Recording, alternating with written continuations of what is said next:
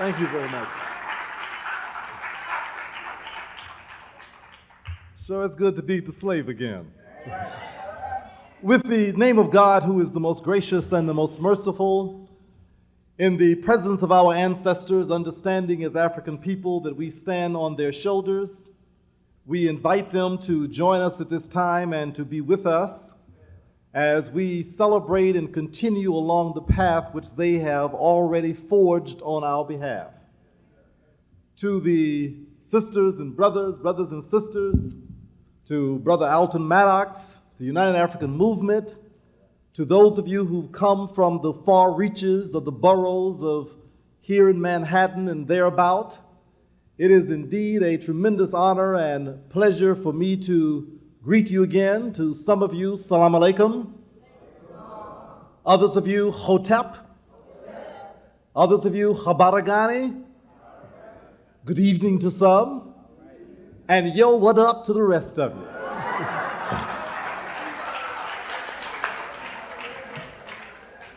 It's an understatement when I say that I'm really excited to be back here.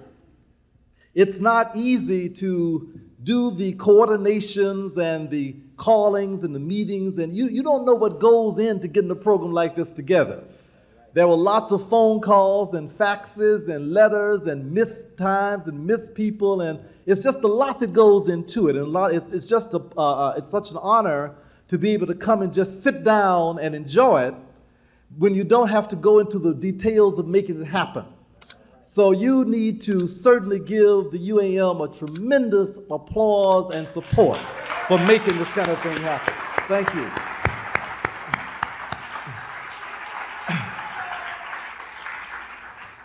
In fact, I was beginning to wonder if they would ever invite me back again. I've been gone so long, I had to find out when I'm coming back again. Y'all didn't like me the last time or what, But anyway, it's an honor to be back with you.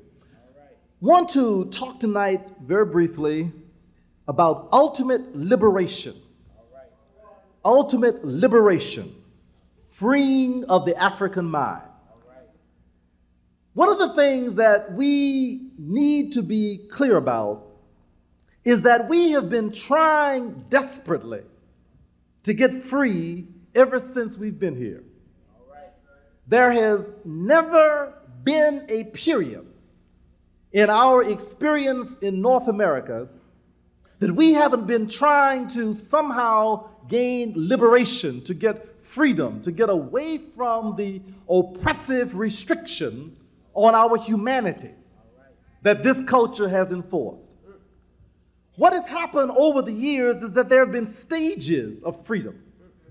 You see, when you deprive people of their fundamental humanity, they tend to even lose sight of what true freedom is.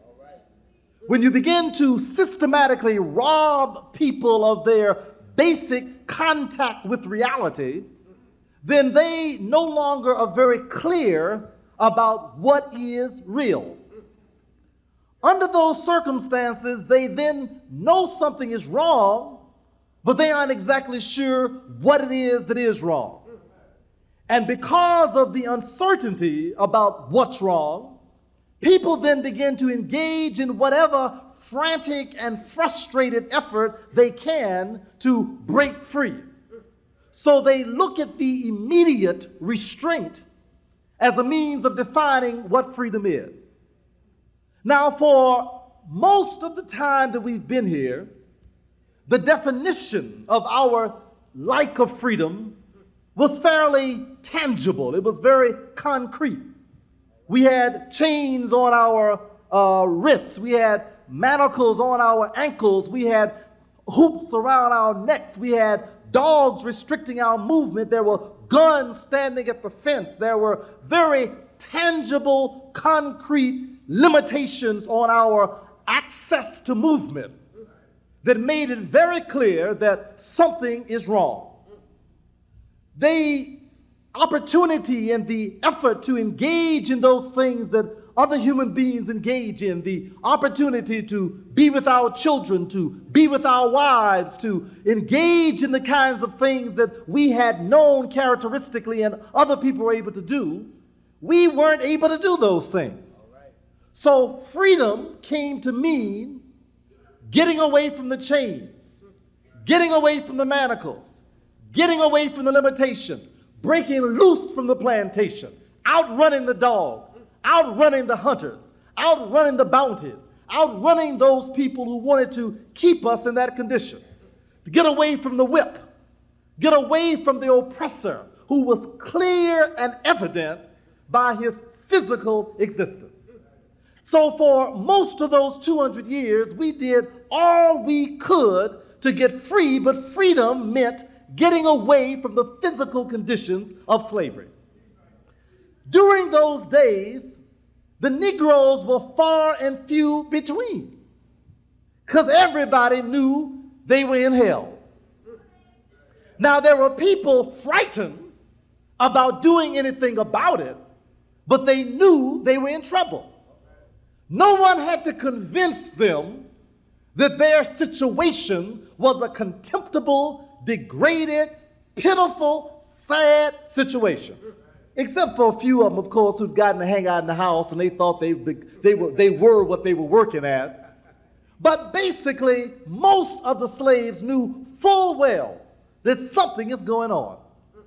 Now, under those conditions, the pressure was to get away from the conditions of the plantation, and that was the definition of freedom. If we can just get up north, if we can just get away from the dogs, if we can just get away from the whip, if we can just get away from this mean cracker, then we will be free.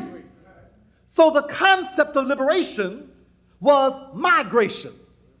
Let me migrate from the plantation in Virginia and Carolina and Georgia and Mississippi and Kentucky, and let me get to the free land up north, or to Canada up north. Just get out of this physical situation. So the concept of freedom was a very simple one, that to move from the physical restraints to a place where you had relative ability to move about. After the period of slavery, the concept of freedom became slightly different. It became one of, now that the chains are off, now that the fences are removed, now that the dogs are no longer put on us, now that you no longer have a right to deprive me of the ability to move, then it became clear that even though those things were gone, freedom still was not there. So it became a little less tangible. Even though you couldn't vote, and even though you couldn't walk on the same side of the street, and even though you had to drink out of a special fountain, and even though your children had to go to special schools and you had to live in special areas, the idea, though, is that somehow it was still less tangible. It was less clear. It was more abstract. But people knew something still was wrong, so they said, freedom means let me participate.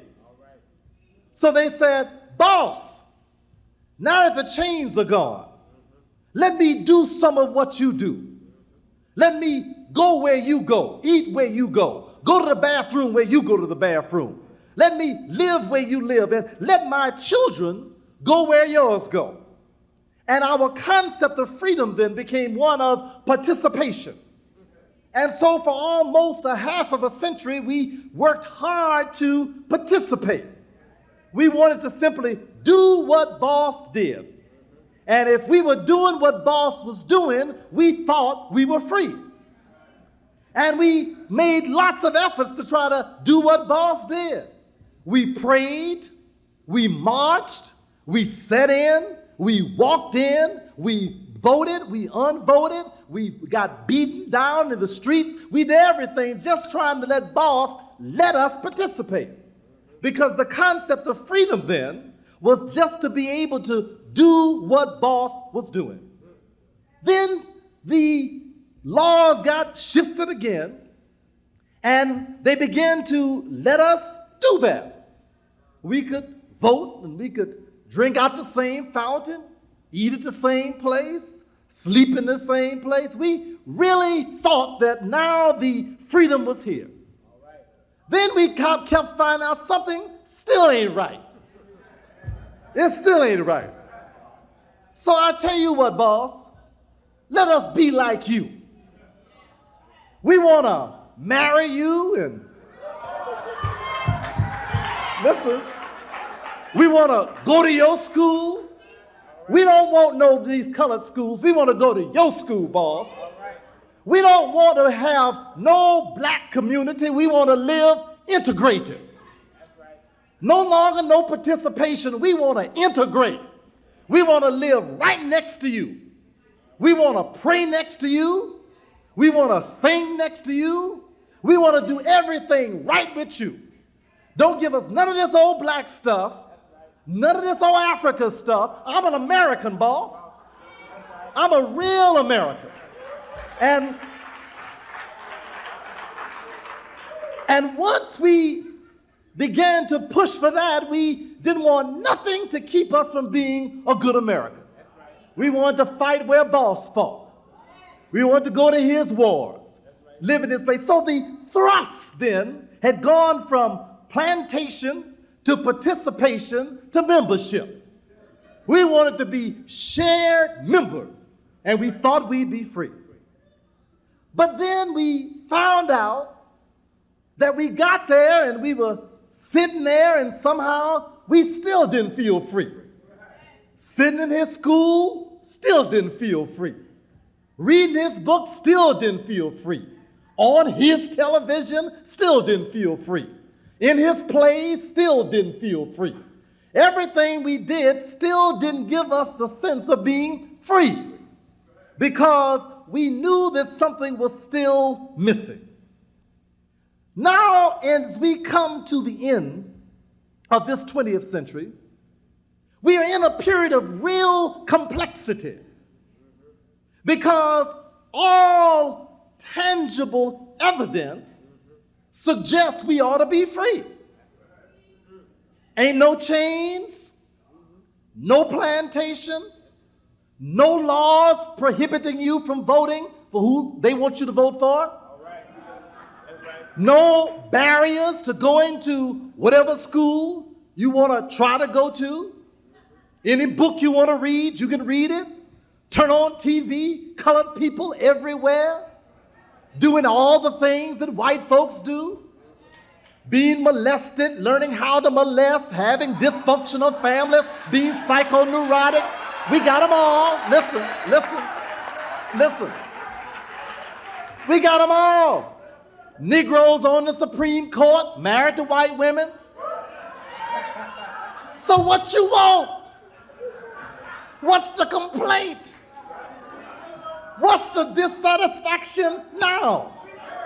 We have Negro editorialists and journalists who get in the newspaper and write penetrating editorials to argue against the continued victimization, preoccupation with being victimized because the content of the character is what really counts rather than the substantive realization that we are really free. Listen. We have right-wing conservative Republicans who tell the Negroes they ought to shut up and stop complaining. They got everything they need. They're just addicted to complaints. Complain. I'm free, you free, what you want to be. It's all there because now it's not as tangible anymore. But the majority of folks still know something is wrong. Every time you look at a statistic that reflects negative things, we at the top. Dying from cancer, we at the top. Dying from AIDS, we at the top. Highest poverty, we at the top. Most welfare, we at the top. Everything that has to do with death, destruction, degradation, destruction of our lives and our children's lives, we at the top. And even though we have representatives who look like us, sitting at every high peak of authority, the bottom line is that we are still primarily plantation existing Negroes. That is the bottom line reality. So the question becomes, well, it answers one question. It lets us understand why it is so difficult now to get most of our people to understand there's a problem. Because an illusion has been created. An illusion has been created that we now are just like everybody else. So the Irish say, "You're no different from me." The Italians say, "You're no different from me."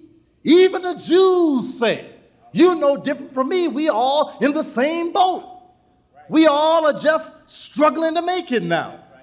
And most of our people have come to believe that that's the way it is. Not most of them, many of our people. Many of our people, they believe that that's the way it is. So when you come to them and say, "Look, we got to get free. Time's running out. Our condition is getting worse." They say, "What are you talking about? Oprah is one of the richest people in America. What are you talking about? We got Montel, Les Brown, all of Burtis, all Barry, all of them now on TV. We on the edge of night, Search for Tomorrow, All My Children." What do you mean, Medical Center? We got special episodes with us. We've had the Cosby Show. We got everything. What do you mean? We've got PhDs, LLDs, DMs, MDs. You name the D, we got all the Ds. What you mean? What are you concerned about? What are you talking about? So it becomes extremely difficult to get them to understand that those are illusions. Illusions that have been created to keep us pacified, quiet, and stupid about our condition. Now,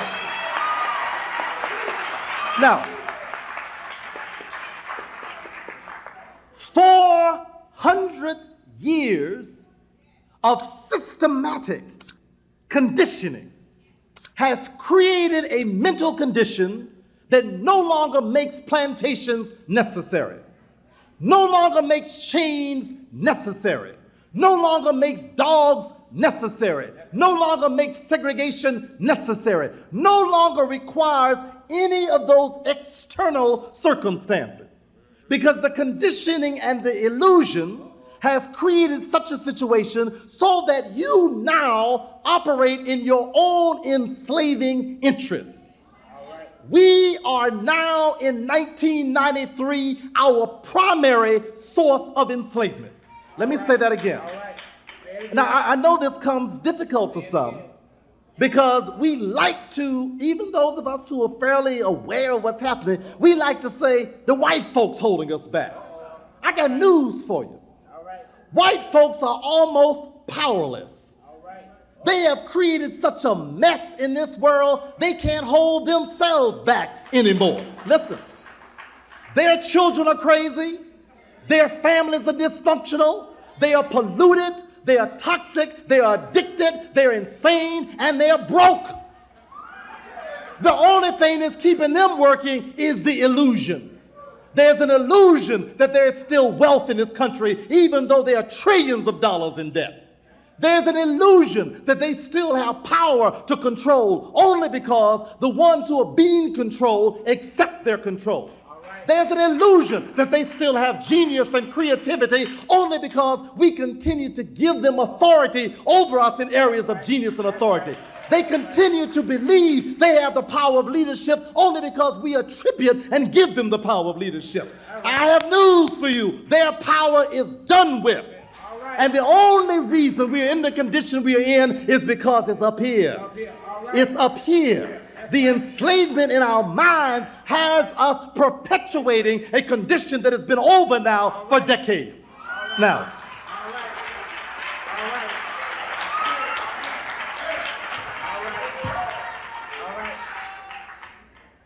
several things have got to be dealt with because there are several forces that hold the chains on our mind. One of the chains, one of the forces, and one of the most powerful forces is fear. Fear. Terror has been bred into our very genes. Centuries of watching each other beat and destroyed and mutilated. Whenever we expressed any manhood, any womanhood, any peoplehood, any selfhood, watching that century after century breeds terror into our very genes. We fear fear standing up for what we believe to be true. We fear being identified with positive things for ourselves. We fear saying to our enemies, you are an enemy. You always have been, you always will be, and I don't trust you to be another damn thing. That's the problem. We fear. Listen. If you engage in a process of lynching people publicly, century after century, decade after decade, by the thousands, people begin to transmit even to their offspring. You better be careful. You better watch out. You'll get killed. Watch what you say. Watch where you say it. Be careful. We begin to restrain natural creative assertiveness because of the internalized fear that it's danger to stand up if you're a black man or a black woman. If you identify with those things that mean your own well-being, it's fearful to do that. Now, it gets translated into more narrow ways. People get afraid. Well, I might lose my job. You know, I've had this job. I got these children to feed. You understand? I would be there with you. I would stand by you, but you know, but I work for these people. What's going to happen if they fire me? So we become frightened. Or, you know, I'm trying to get a degree. You know, as soon as I get out of school, I'm going to be right there with you. I'm trying to do my, you know, but you know, I can't do much now because, you know, I'm still here under these people got to determine what's going to happen to me. But it is a fear that's an old fear, and we are finding concrete, tangible, local reasons when in fact it's deeply inbred in our very makeup. We are frightened to stand up as a community. When we see brothers and sisters getting out front, we start backing up. When Alton Maddox calls you to say, let's stand up and tell these people what our position is. And he suffers consequences. 500 say in the back corner, I'm with you, brother, I'm with you. But once he catches hell, 5 show up, 10 show up, a few show up. Lynn Jeffries stands up and everybody says, I'm with you, Dr. Jeffries, brother professor. I'm with you. Professor, you right. You told it like it was. I believe in you, brother. You got that scholarship down. I read that same history, brother. The Iceman Inheritance. I know that thing, brother. I'm with you. He says, well, come on and back me up. Well, I'm coming, bro. I'm going to be there later. That's fear. It's fear to stand up. When we see and hear these things happening, then you know that our people are driven by fear. Now, this is an old problem. It's an old problem that continues to incapacitate us, debilitate us in a way that causes us difficulties in doing what we need to do. We are fearful to take control of our own communities. We are fearful to stand up and defend our own communities. We can, you know, we've fought wars for white folks. We killed all other kinds of white folks. We've killed Asians. We've killed Native Americans. We've killed Africans. We're doing it right now. And they're getting ready to send us to kill some more. You know, about 5 or 10 years ago, I said, the day will come very soon when our people will be sent into, I said, I had the place wrong, into South Africa. And they will send cadres of black soldiers who will be shooting black people and not even realizing they're engaged in a contradiction. Right. I didn't know it was going to be Somali. I didn't know it was going to be Haiti. I didn't know that they would send our people to shoot our people somewhere else in the continent, but I knew it was coming because the conditioning was being prepared. And the fearfulness, and they don't know why. Them brothers don't know why they shooting people over there. They don't know why they're getting ready to go into Haiti and shoot them. Yes, there are problems, but they have no way in the world of knowing what the real problems are. They don't even know if they're shooting the right people. Somebody probably ought to get shot, but I doubt if it's the ones who they're shooting. Now, the problem with this is that we can't break away because we are too fearful. We can't speak up because we are too fearful.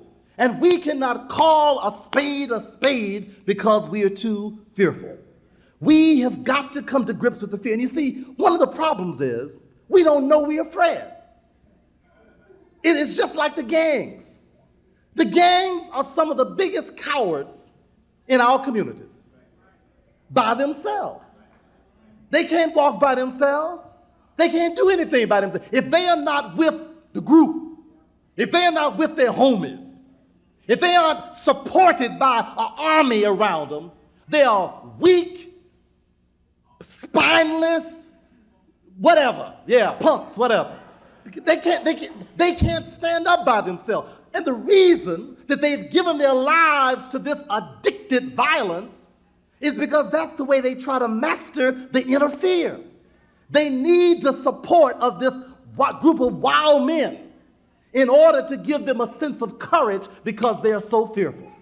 Fear drives us in such destructive ways. Black men go around beating up black women. Why? They're fearful. They're scared. They won't go beat a black man. If they want somebody to go beat, there are a lot of drug crack dealers right around the corner. Go beat one of them big dudes upside the head. You so bad. Go grab him in his collar, say, "Come here, boy. Get that stuff out of our neighborhood." Go grab him. But no, you go grab a little puny sister, beat her all upside her head, throw her in the gutter, stop her, and walk around thinking, "I'm a man now." The weakest thing you can find to beat on, "I'm a man." And some of you would even take young children, little children. "I'll show you." Beat the child half to death. "Yeah, I'll show you who the man is around here." You haven't proven anything, but it is the fear that's driving you. It's the fear that's so deep and so intense that leaves us in that circumstance. I mean, it goes way back. During the civil rights days, the sisters often would be put in the front. The sisters, they put the sisters in the front of the marches. You go watch some of those Eyes on the Prize films, you always see sisters be washed down the street. Be washed down the street. Like not a one of our sisters should have been in those situations. We should have been out there, but it was the fear. A deep fear that was there then and that is here right now. Now, I know this is difficult, but if we don't confront it, we'll never get rid of it. Because that is the power that's controlling us from the inside. That's why we can't take a stand out and say, "No, this is not what we want in terms of political leadership. We will form our own, build our own, and protect our own. We will do it this way." This is why. This is why we won't go out and take a step out on businesses, and we will support our own businesses. We won't even take our money out of white banks and put it in black banks and make the black banks do what they're supposed to do. We won't go to a politician who we put in office and say, "Wait a minute, don't you know how you got in this office? Don't you know we voted you in here? What do you mean you're beholden to somebody else? How many of their doggone votes you got?" Well, we have to keep harmony. Harmony, hell. I'm your harmony. I'm your harmony. We don't even require people to do what we pay them to do, elect them to do, want them to do, require them to do, because we are fearful of standing up.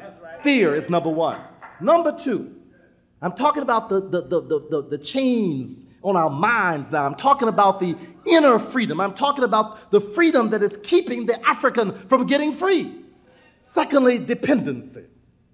We don't know how to do for ourselves. We don't know how to do that. And I mean, it makes sense. I mean, if you haven't done anything for yourself in 4 centuries, you forget. I mean, you really don't know. We don't know how to organize things. We don't know how to make things run correctly for us. We don't know how to make things serve our own self-interest. We end up sabotaging our own effectiveness because we always want to depend on someone else to take care of it. Now look, there is no reason in the world for us to believe that European Americans will ever educate our children correctly. Ain't no reason in the world. I mean, why would you believe that? What would give you the idea that you could ever convince these people to educate your children right? I don't care how much you protest. how much you demand, they will never do it. What they will end up doing is ended up getting some white folks to teach them Afrocentric orientations. Because anybody in their right minds would know that anyone who has systematically blocked you from knowing for 3 centuries will not change overnight, over a year, over a decade, over a score of years, or even over a century. The only way we'll ever be able to really educate our children is to do it ourselves. That's the only way. That's the only way. Now, it can work different. Now, that doesn't mean all of us need to pull out of the public schools. The public schools belong to us too. And there are skills and resources there we can use. But for the real learning, for the learning that will empower them, we have got to depend on us to do that. Everybody else does it. The Japanese do it. You're right here in Brooklyn, you know the Jews do it. Everybody does that. They go to public school, get with the public schools guy, then come home and get the real thing from themselves. Every church and every community in America ought to have an afternoon and a weekend school to provide additional education. Every mosque that has African people in it, I don't care what language they speak in, Arabic, Hebrew, Nubian Hebrew, Arabic, upside down, Ethiopian, whatever. It does not matter. Every one of them, between Salat, they ought to be teaching our children who they are and what they need to be doing for themselves. They don't need to be walking around with all these strange foreign costumes and everything, trying to pretend they're somebody they're not. What they need to do is to understand who they are. Who they are, what is their particular responsibility as Muslims or as Hebrews or as Christians or as metaphysical spiritualists or transcendental whatever, it doesn't matter. They need to know who they are. And every one of us should use what resources we have to make that happen. That's the only way we can begin to get free. But we keep thinking that white folks will do it for us. Here we are dying at incredible rates. Even the white folks are saying health care is out of control. We don't know what to do about it. That's right. The president and his wife trying to save white folks. They ain't interested in you. They're saying we don't know what to do about white folks' health care. And how many black folks are trying to organize to get hospitals in our communities? That's right. How many? None. Not since Elijah Muhammad died, who said we need a hospital for our people. Have I heard one black leader stand up and say that? Not one. He's the only one I heard say on a national level, we need a hospital. Have you been sick lately? With or without insurance or an HMO? These people treat you like a piece of beef. They will treat you like a dog, and only metaphysical spiritual powers can keep you alive because their medicine sure won't do it. We don't understand that when it comes to preserving your life, why are we so willing to turn ourselves over to people who always want to take our lives? That's right. That doesn't make any sense to me. Why do you think that's going to work? That's right. Why do you think that white policemen will provide better security in your neighborhood than will black policemen? And why do the black policemen think they owe better security to the white people than they owe to their own people? Why do they think that their worst enemies are somebody who look like them? And what is the nature of the crazy mind that makes us believe that because they are policemen, they are our worst enemies? That's because of the dependency mind. The cops often believe they belong to the white folks, and we often believe they belong to the white folks. And because of that misconstrued illusion, we end up becoming enemies to each other. And if they are not ours, then we ought to get our own. We need to have our own security to depend and protect our own communities. But you understand the problem. The problem is that we are dependent. Now, we're talking about starting a little mom and pop store, a barbecue stand, a barbershop, a hairdresser.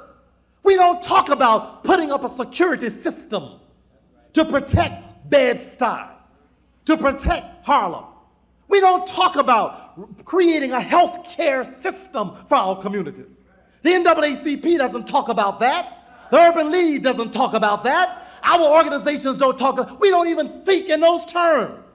We assume that the most essential things we have, somebody will take care of for us. That is a bizarre, insane, brazen dependency that leaves us in the same state we were in 100 years ago. Now, don't get depressed now. We're going to talk about some solutions. But I want you to understand the problem. I want you to understand what the real problem is and how we are driven by these problems that are completely depriving us of our energy to do anything. Number 3, chains. These are problems. These are things that are restricting our growth. Number 3, this is the worst one. Disunity. Now, I don't even need to talk about that. You know that. You know, I don't know if you believe this or not, and we have such little confidence in ourselves. We really don't know. Do you know that we can solve any problem we have in our communities? Juvenile problems, education of our children, healthcare problems, legal problems, political problems, even economic problems. If we came together, that's right, and we have some of the best trained experts in the world in every field imaginable. Right. Many of them are kind of crazy, but that's to be expected. But if we could even get the crazy ones to come work as a unit, we could do miraculous things. Some of the best educators in the world are our people. The best engineers in the world, our people. Best physicians, our people. Some of the most creative and genius legal minds in the world, our people, African Americans. We have creative artists, creative musicians. We have creative actors. Everything we need, we got. We don't need any new supply. The supply is adequate. What we need to do is to coalesce, pull together what the supply is. But the most malignant, sick, destructive force in our communities is this force of disunity. That's right. We can't get together. Yeah, that's right. And I don't understand it. That's right. I mean, everybody, there's probably no group that's more diverse, more different, more various schools of thought than the Jews. I mean, you all know them better than I do up here. Y'all live right here with them. Right. I mean, a Jew on one block don't look nothing like a Jew on another block. Some of them got little curls by the ears, others got yarmulkes on, others got funny hats, some of them don't take baths, some of them do, some of them change their name. They look all kinds of ways. Some of them are atheists, some of them are so spiritual they don't even know where the earth is. I mean, they have all kinds of things. But if somebody says something about Jews, they all there. They all there as a single force. Reform, Orthodox, Hasidic, atheistic, secular, sacred, holy, unholy, devils, gods, all of them. They're together. Right. Because they understand that whatever else we may be, ultimately our faith depends upon our understanding that we are first and foremost in this world situation, Jews. That's right. You must understand that no matter what else goes on, no matter what else you may be in this world, first and foremost, you are an African black person. That's number one. That's number one. That's number one. That's number one. But look, we so easily buy into every kind of divisiveness imaginable. If we don't buy into a divisiveness they have given us, we create a new way to be divided. And, you know, I don't have any problem with some of us being AMEs, some being AME Zions, some of us being United Methodists, some of us being Church of God in Christ, some of us Church of God in Christ in the afternoon, some of us Church of God in Christ in the morning, Church of God in Christ in the sky, Church of God in Christ on the ground. I mean, it doesn't matter that. As long as you understood that in the process of doing all of that has got to eventually take us to the same spot. We've got to understand that it is not about Muslim versus Christian versus Nubian versus Hebrew. Every one of us, none of us, the Arabs don't look at us and say, my brother, alhamdulillah, assalamu alaikum, come my brother. They say, there comes a nigger. Even though many of them look like us, they make a point to see themselves as distinct from us. They don't embrace us. Even if we speak, they think they ought to teach us Islam. They think they're the only ones who have it. They think Islam is their religion. They don't know we think it's ours too. They think it's theirs. The Pope don't love you. I don't care how many Hail Mary full of graces you say, how many candles you burn. He don't give a damn about you. He didn't do it in World War II. He didn't do it during slavery. He didn't do it before. He does not care today. But we think that's number one. All of these things. Don't nobody care whether you went to NYU, Princeton, Yale, or Hampton. Who cares? What are you equipped to do? Who cares whether you are Alpha or Kappa, AKA or Delta, or Mason? Who cares whether you're Prince Hall or find me the Night of the Pythians behind the back room with the solid black stone moving upright to the square with a perpendicular compass? Don't nobody care. If that compass and square and stones and books and all them Solomon's temple and all the lines of the tiger's grip and the lion's paw, if all that will pull you out of this situation, bring it on. Pull us out. But you see, we don't use these things as instruments to our liberation. We use them as instruments for our own and continued destruction.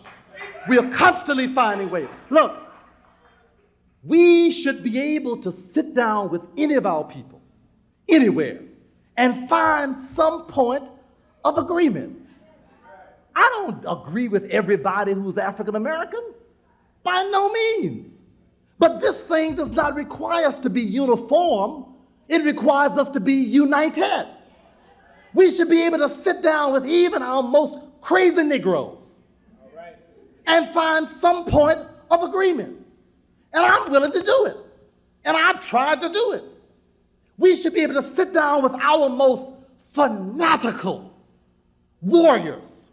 I mean, with spears, loincloths, dynamite in their back pockets, everything, ready to blow up anything white. We ought to be able to sit down with them. In fact, we ought to sit down with them.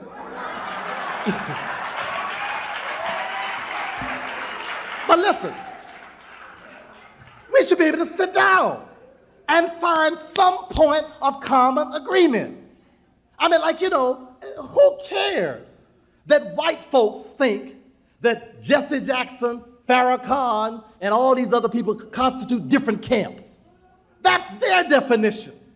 The camp is the freedom of African people.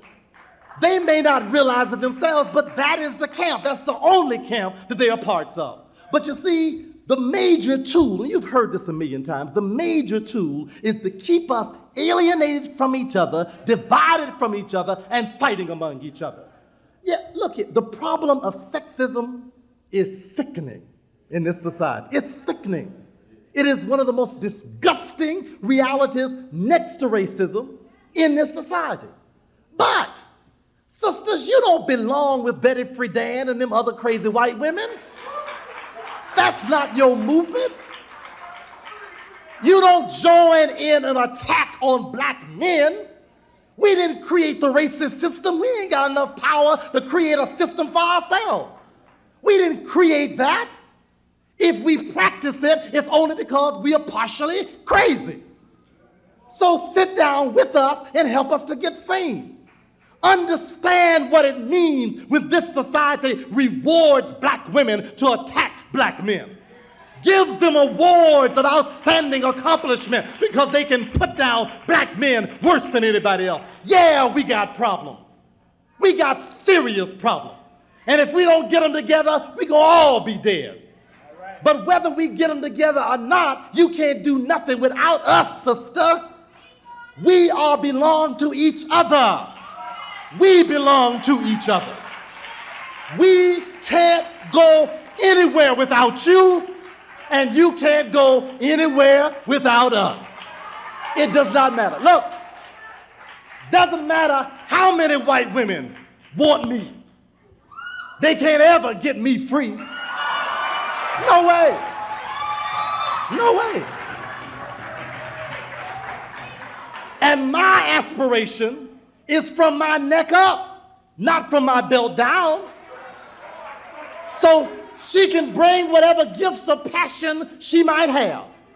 But the passion, ain't got much is right, sister, but the passion won't get me where I need to go. The only way I can get free is holding hands with the one who shares the cultural, historical, and spiritual connection that ties us to the origin of who we are. That's the only way we can do it. The only way. The only way. The only way. Look, look, look. I don't want no white woman raising my child. Look, look, look. I don't care what toys she buys it, what plays she takes him to, what zoo she goes to, what vacation she takes him on. I don't care what she gives. The only person I want to raise my children is a black woman from Africa. That's who I want. That's who I want. Listen, listen. No doubt about it. Listen, listen, listen, listen. There is no agenda bigger than the agenda for the salvation of our people. That's the only thing that we have to worry about. And if we see that foremost, we can deal with all these divisions. We enjoy so much tearing each other down. Well, brother, what group you with? I'm with God's group for freedom for Africans. Which God? Well, ain't but one. The fact that we call him different names, that's our confusion, not his or hers. I mean, that's our problem, not the problem of God.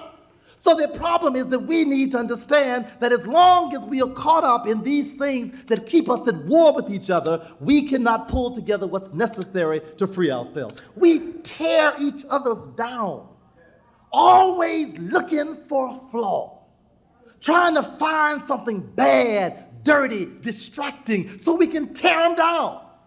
And it's because of our own fear.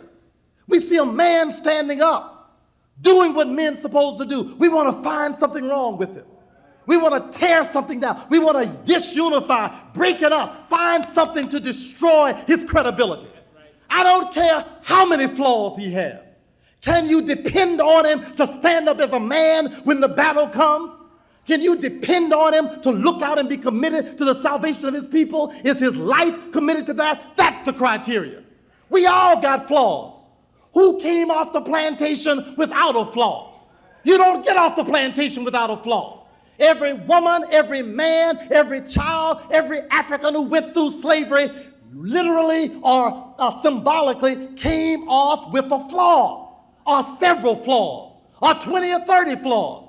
But the flaw is not the question.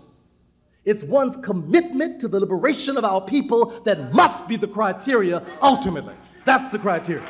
So, in order to free these minds, we've got to overcome fear, dependency, and disunity. How do we do it?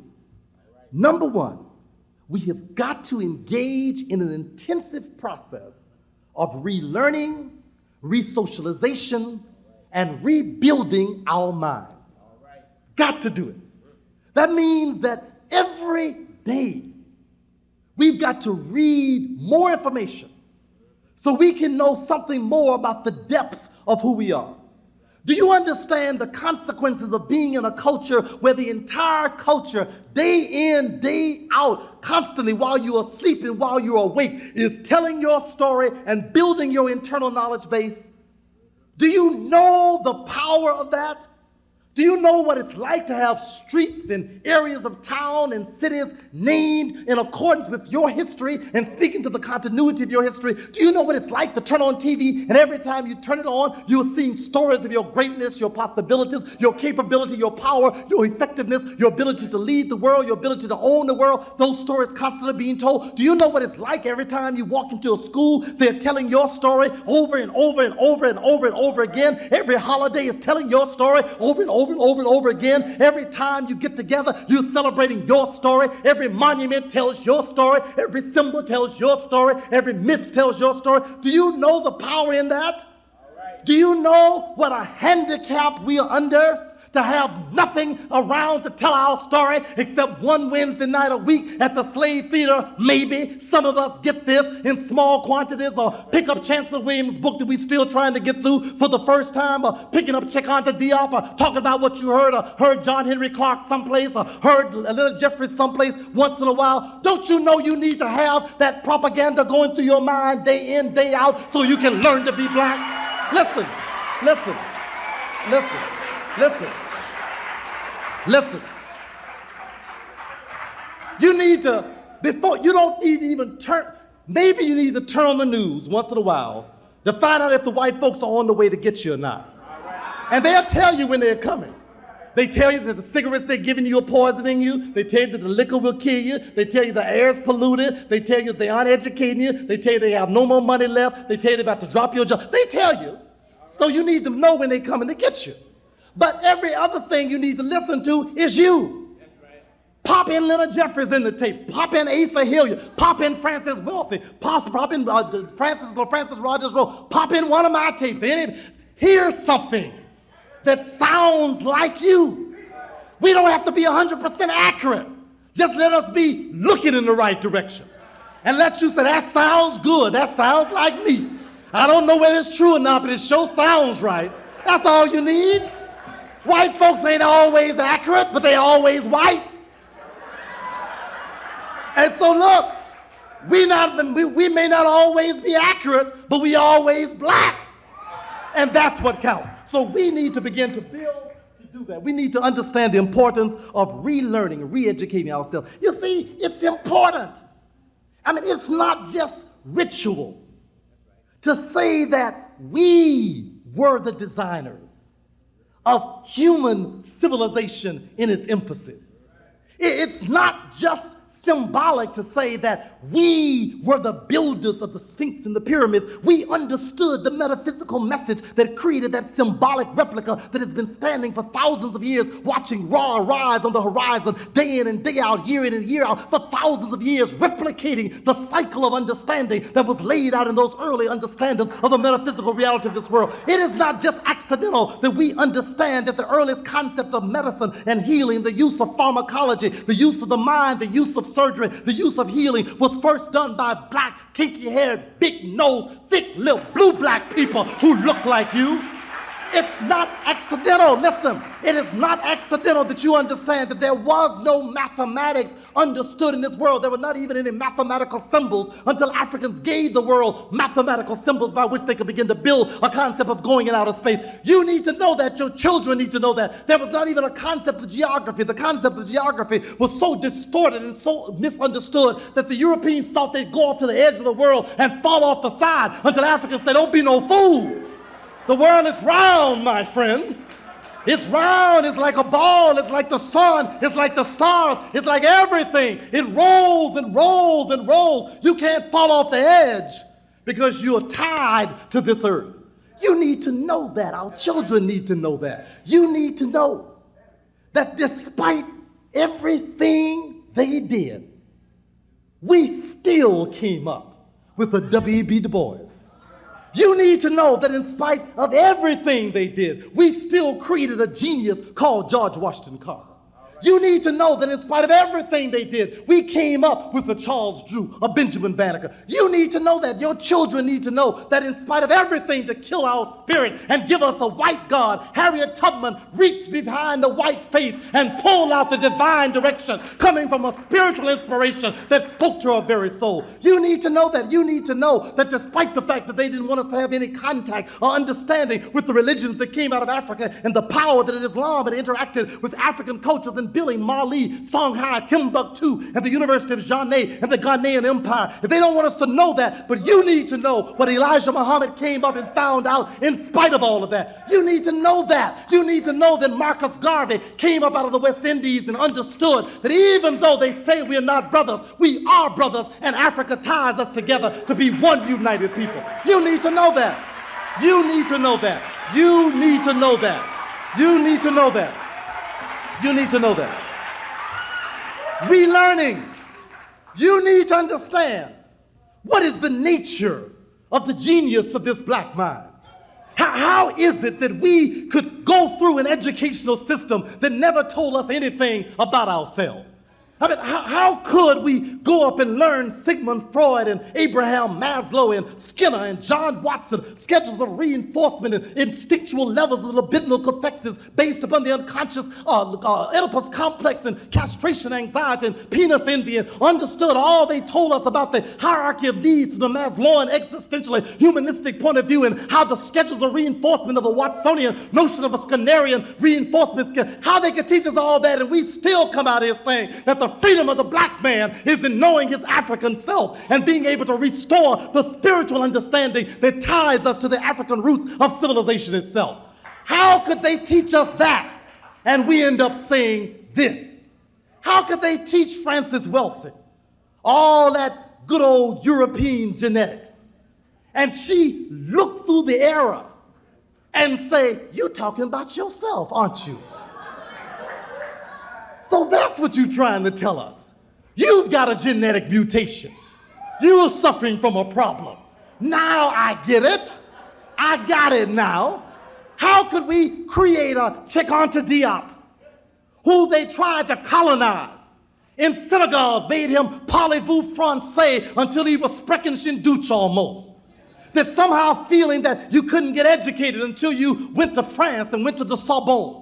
Went to the Sorbonne, studied their anthropology, studied their linguistics, looked all the way through the European system and said, aha, I see. That's what you're trying to say. You're trying to say that all languages are rooted in the African language. So your paleontologists are trying to say then that there was no civilization until Africans began to establish civilization. Aha! So your physicists have understood carbon dating now, and they can go and date these ancient African mummies, and they understand that these mummies were African men who ruled Africa and African women who ruled Africa long before Europeans ever came about. That's what you want to tell us? I got it. I got it. That's genius. That's genius. Any of our children who master education in this society deserve a special applaud. They are special. Do you know what it takes? I mean, I'd be willing to bet you we could not get one gifted white child if we were raising them in a totally African culture, teaching them a total African way, giving them respect for nothing but Africa. I bet we couldn't get one gifted African child. Because they got a lot of idiots, and they got everything going for them. But look at the geniuses we produce. Look at you. Look at your children. Look at people you know. Look at the fact, yeah, we in prisons, we have all those things, but look at how we've been able to ride all those destructive things in spite of everything they've done. We all over the world doing all kinds of things that we never were supposed to do. That's a special genius that we need to understand and appreciate where that came from. We need to understand the nature of a mind that brings together the spiritual and the rational, and understanding that spirituality and rationality are not contradictory, they constitute the same thing. We need to restore the understanding that law, be it common law or civil law, is rooted in the ethical law of Ma'at, which is the natural law of the Creator that Africans first conceptualized and understood, that when you break the law, you're disrupting the order and the harmony of the very universe that the Creator has laid down with mathematical precision. That is the message that needs to be understood, but we need to relearn, because only in relearning, we need to understand that male and female are not contradictory principles. They are complementary principles. They must operate together. There is not competition, there is union, there's a uniting, there's a fusion, out of which comes reproductivity, creativity, new mental life as well as physical life. We need to understand that the war of division that this society has created is due to their own dualistic creation that created a concept of rivalry when things were supposed to be together. We need to understand, this is the relearning we're talking about, the re-education that begins to teach us there is no such thing as individualism. No such thing as individuality. There is only the community. Only the community. Every life that exists was brought into existence by a community. Nobody created themselves except Peter. No one brought themselves into existence. A community brought us into existence. The blood that rolls through our vein is community blood. The language that we speak is community language.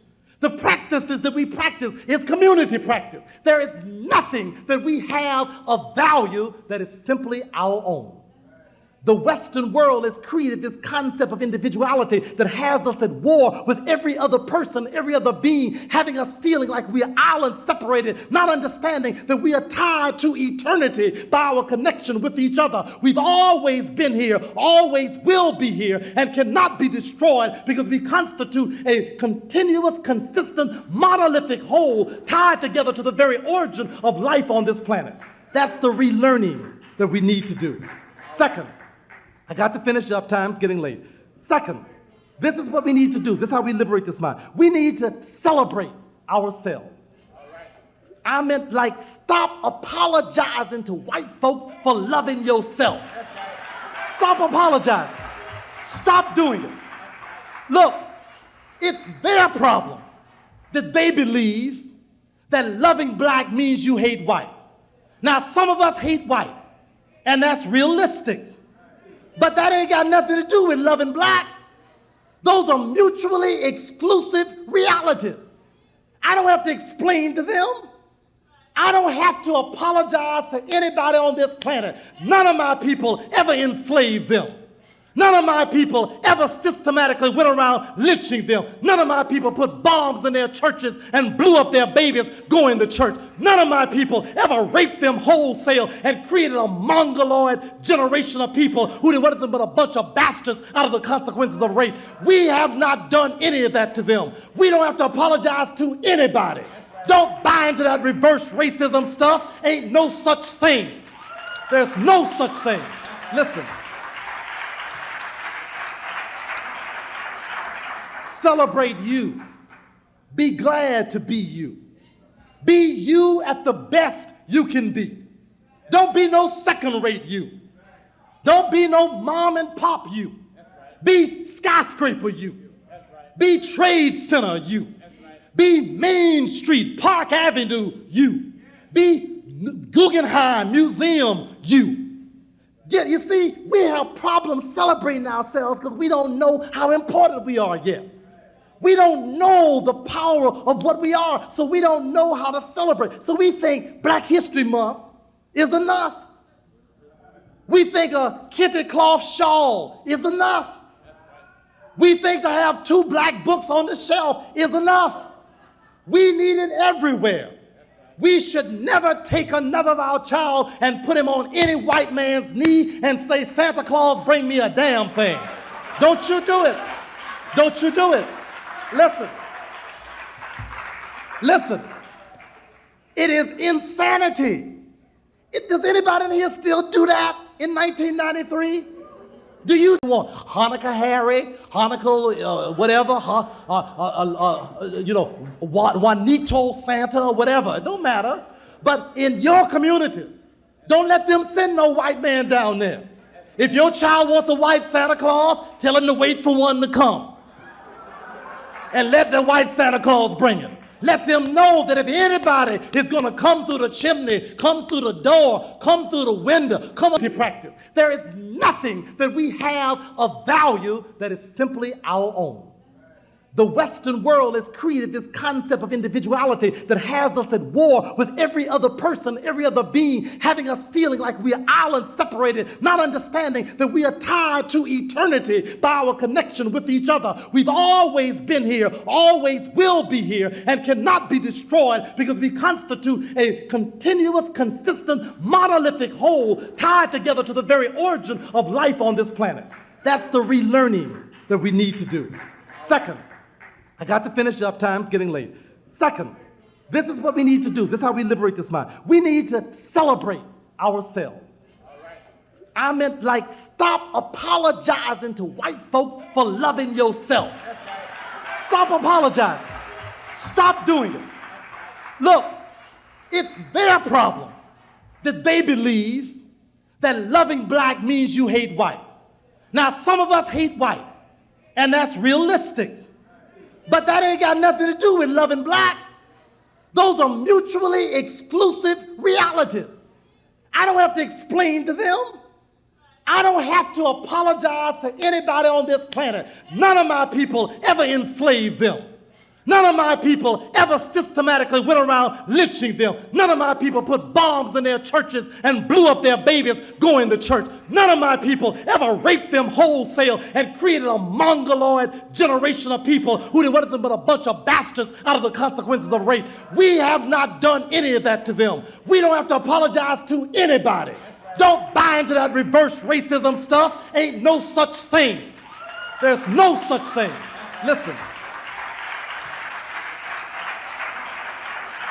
Celebrate you.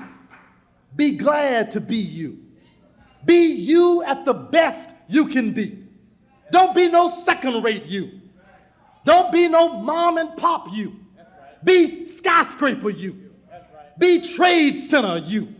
Be Main Street, Park Avenue you. Be Guggenheim Museum you.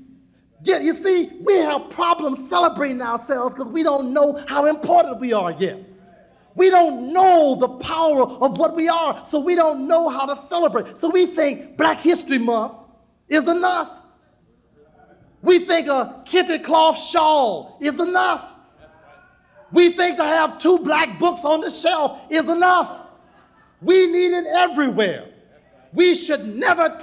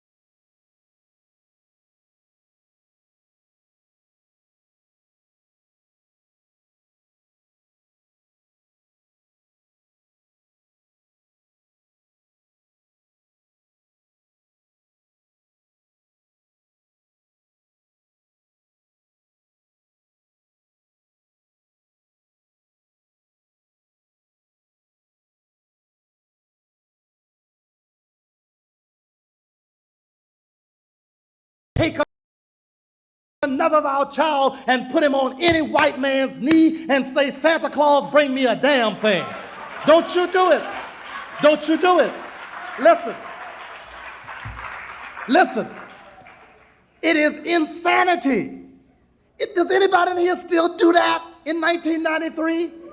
Do you take your babies and put them on this fat white man's knee and have them begging this white man to bring them stuff? I hope you are not doing that. In fact, what you ought to do is almost time. You need to organize to make sure that they don't have no white Santa Clauses, no place where you paying to shop in large numbers. Now, if you go to other communities, they got a right to have whatever Santa Claus they want. Hanukkah Harry, Hanukkah whatever, Juanito Santa or whatever. It don't matter. But in your communities, don't let them send no white man down there. If your child wants a white Santa Claus, tell him to wait for one to come. And let the white Santa Claus bring it. Let them know that if anybody is going to come through the chimney, come through the door, come through the window, come up through the pipes, it's going to be a big black man or big black woman bringing them what they need. Celebrate yourself.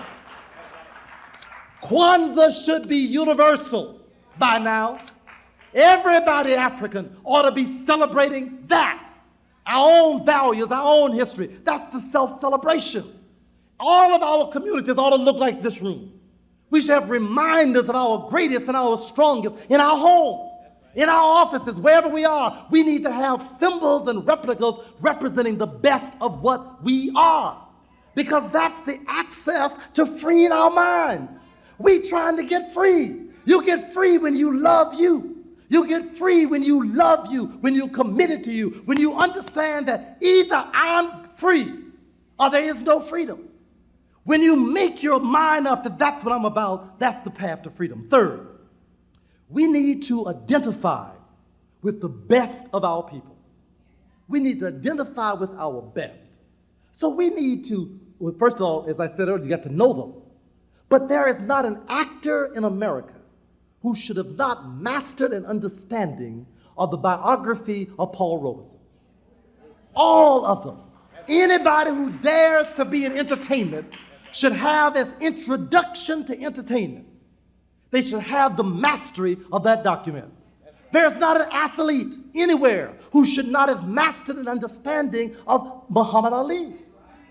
He's the only one who used the sports, not let the sports use him. He made a statement for our people all over the world.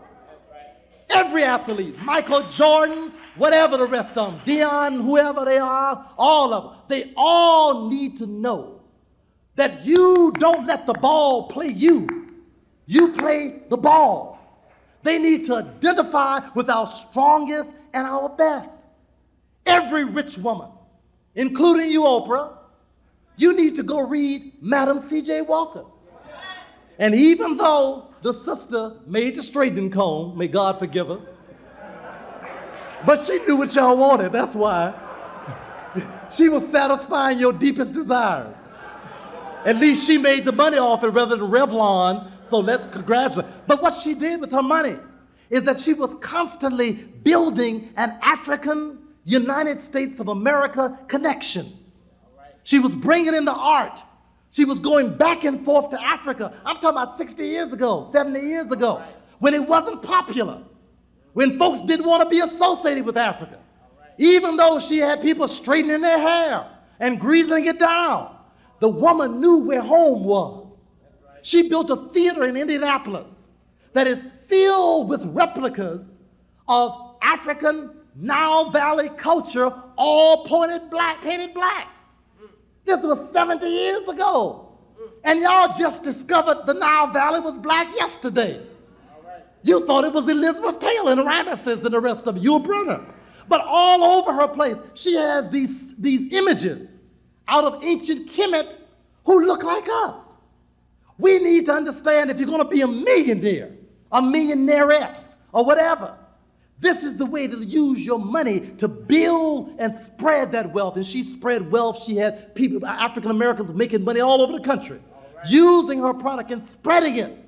And that's the message that they need to learn. We need to identify with our strongest people, our best people, because that gives us the energy. And listen, you don't have to agree with them.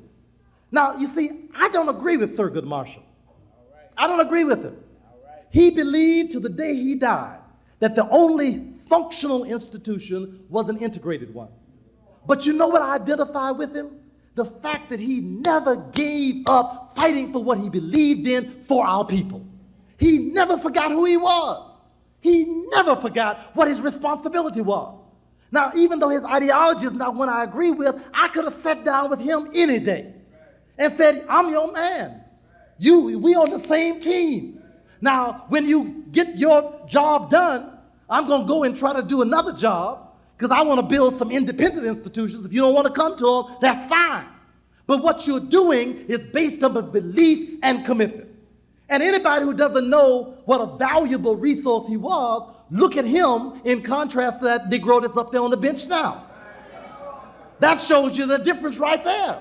So we want to identify with that. Adam Clayton Powell, strange brother. Strange, I mean, he had a good time. The brother partied hard. I mean, he had, some things weren't too cool. But he never forgot who sent him there. He knew who his constituency was. And he understood that as long as he satisfied that constituency, to hell with what white folks thought.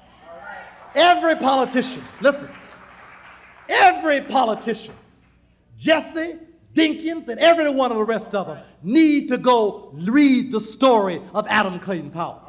We need to identify with our strongest and our best, because that's the power. If you want to be a scholar, you need to read W.B. Du Bois. You need to read the brother who mastered the European systems, went through every one of them step by step, dismissed them all as inadequate, and ended up in Africa. Now, that is a gradation, that is an evolution of thinking you need to know if you call yourself a student. We need to identify with these models, these symbols of power and strength in our communities, because that's the source of liberating and freeing ourselves.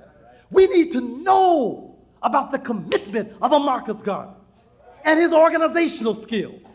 He didn't have no shoddy thing. They tell me that his parades always started on time, and they were all dressed sharply. They all marched down the street boldly. He wasn't about doing no secondhand thing. He didn't want to go back to Africa on Delta. He wanted to go back on the Black Star Line. Now, because he didn't have the right people to choose the right materials, he got duped. Because white folks will dupe you if you don't know. But if we'd had the people who knew better, he would have gotten first-rate equipment. That's what we need to identify with. We need to identify. Look, you ain't got to like Elijah Muhammad, but you ought to identify with him, because he had the most powerful community development we have known in the last century in this country. The most powerful one, bar none. What other organization of black people had its own bank, its own nationwide newspaper? What other group of black people had schools coast to coast? I mean, not one school, not two schools, coast to coast. The University of Islam was all over America. What other group you could go into any city and find you a bean pie, a fish sandwich, and you know it was good? All over. Who else was talking about thousands of acres of farmland for everybody? Who was importing food for our communities? Now, I don't care if you don't like how many wives he had. I don't care if you got mad because he got mad with Malcolm. That's a whole nother story. But what you need to understand is that what he did for our communities is worthy of our identification. We've got to see it. We've got to see it. We've got to see it. And that's the point. That's the point. Last but not least, the way to get free is to do what everybody cannot take an excuse for not doing. You want to know what's to be done? You have got to do it. Service, commitment. Everybody has got to commit themselves to doing something. Something. Regularly and consistently. Y'all got to stop being jived. I get so sick of us. Yeah, brother, I'm going to be there. And what time you want me there? I'll be right there. You see this crazy former slave? 2 weeks later, oh man, I sure forgot. But if the white man tell him to be there, he'll be there, scratching. Yeah, boss, here I am. Look, these things don't work unless you make them work. You know, why hasn't this place been bought and renovated yet?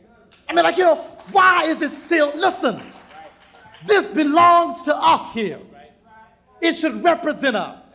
We ought to have indirect lighting coming up out the floor. We should have platforms that rise and fall, seats that are so soft you have to fight to stay awake in here. You ought to have all kinds of artwork imported from the best black artists. Outside, you ought to be able to see this place for miles a while around. Way up in the top of the sky, you should see a red, black, and green flag. UAM is over there in Brooklyn. You ought to be able to see it. People all over in the Northeast I want to ride by here and say, look at that, see it, look at that, look what they've done. Why shouldn't we have the best? There is no virtue in being second class. There is no virtue in poverty. I want the best. My people built the best buildings. They did the best medicine. They understood the best theology. They had the best concept of God. They had the best ethics. We should have those things again. But everybody has got to do something. That's right. And you got to do it regularly. That's right. I got to depend on you to do it. We've got to deal with each other with the same respect that we run other people's systems.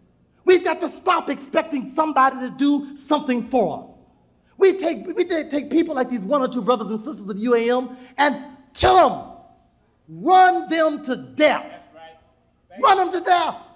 I mean, what I'm doing is my work. I don't mind being here at all. Listen. But folks almost kill me. Listen. John Henry Clark, every place I go, that brother is blind and almost 90 years old, and he's all over the world. And people are pulling on it, pulling on it, pulling on it. Nobody says, what can we do for you, brother? John G. Jackson died in Chicago just a few weeks ago. Died in poverty and bitterness. Chancellor Williams died this year, bitter, in poverty. Our best scholars, our best thinkers gave their whole lives to doing research to get us free, thinking about nothing but us, gave us the best jobs, the best money, used their genius to do nothing but us, and we let them die in poverty. The ancestors will pay us for this. We continue to destroy each other by sick, destructive, crazy mess. Throw away more money on a bottle of beer than you will on trying to bring understanding to your people. We should be ashamed of ourselves. We need to understand service. Look, John Henry Clark should never have to go anywhere. Thank you. We need him. But you know what we need? We need to get a cable television hookup. That's right. Take it to his studio that we build for him. That's right. Put him down and say, when you feel like talking, come in and talk. And we'll take your picture, and we'll beam it all over the planet. We don't need to have this man flying all over the world at his age, blind. That's right. We are killing him. We need to keep him here as long as we possibly can. In fact, when he gets ready to sit down, and you know, he's still trying to write books with almost no help. He's doing it, you're right. But that's in spite of us, not because of us. Has anyone offered him a computer? Is anyone here offered to transcribe some of his lectures so that he can begin to put his ideas together in a more cogent fashion? Some of you are legal secretaries. No. You know how to do it? How many of you have gone over to where he lives and say, can I make your home more comfortable for you? Is there something I can do? Nobody. Yeah, okay, I know there are one or two. But I'm saying all of us must understand that's the commitment. That's right. That's the commitment we must give. We must give back to those who give to us. You know, it amazes me. You know, people think that they are doing Asa Hilliard and Wade Nobles and Francis Welsing and me and many, they think that Ivan Vance, think they're doing us a favor when they drag us all over the country in godforsaken little places in the way up in upstate New York and Minnesota, one or two black folks here. And they think they're doing us a favor by letting us make us eat ham hocks and don't even try to get no decent food, old hard beds, drafty rooms. And they think they're doing, yeah, brother, you ought to be glad to come in. Look, not a one of us, if we did not believe in you, could not use our genius that we're committing to you to get whatever we wanted. All of our, look, I can talk as good as Les Brown. The only difference is I believe in you. Les Brown believes in him and white folks. He doesn't, listen, I mean, that's not a put down. That means he uses his gift to not direct towards motivating and driving us. He wants to motivate and drive all people. I don't want to do that. Ivan Van Sertima, but do you think that the research that he's done would not get rewards if he was doing it for white folks? He could be on the top of the white academic world. But he's not there because he's given his gift of scholarship to us. Don't you understand that people who have given their lives to us has been done so out of commitment and service? What do you think is happening to my family while I'm here? I've already lost my wife because she couldn't stand my being gone all the time. But I got 3 children who see me on the way to the airport. I don't enjoy that.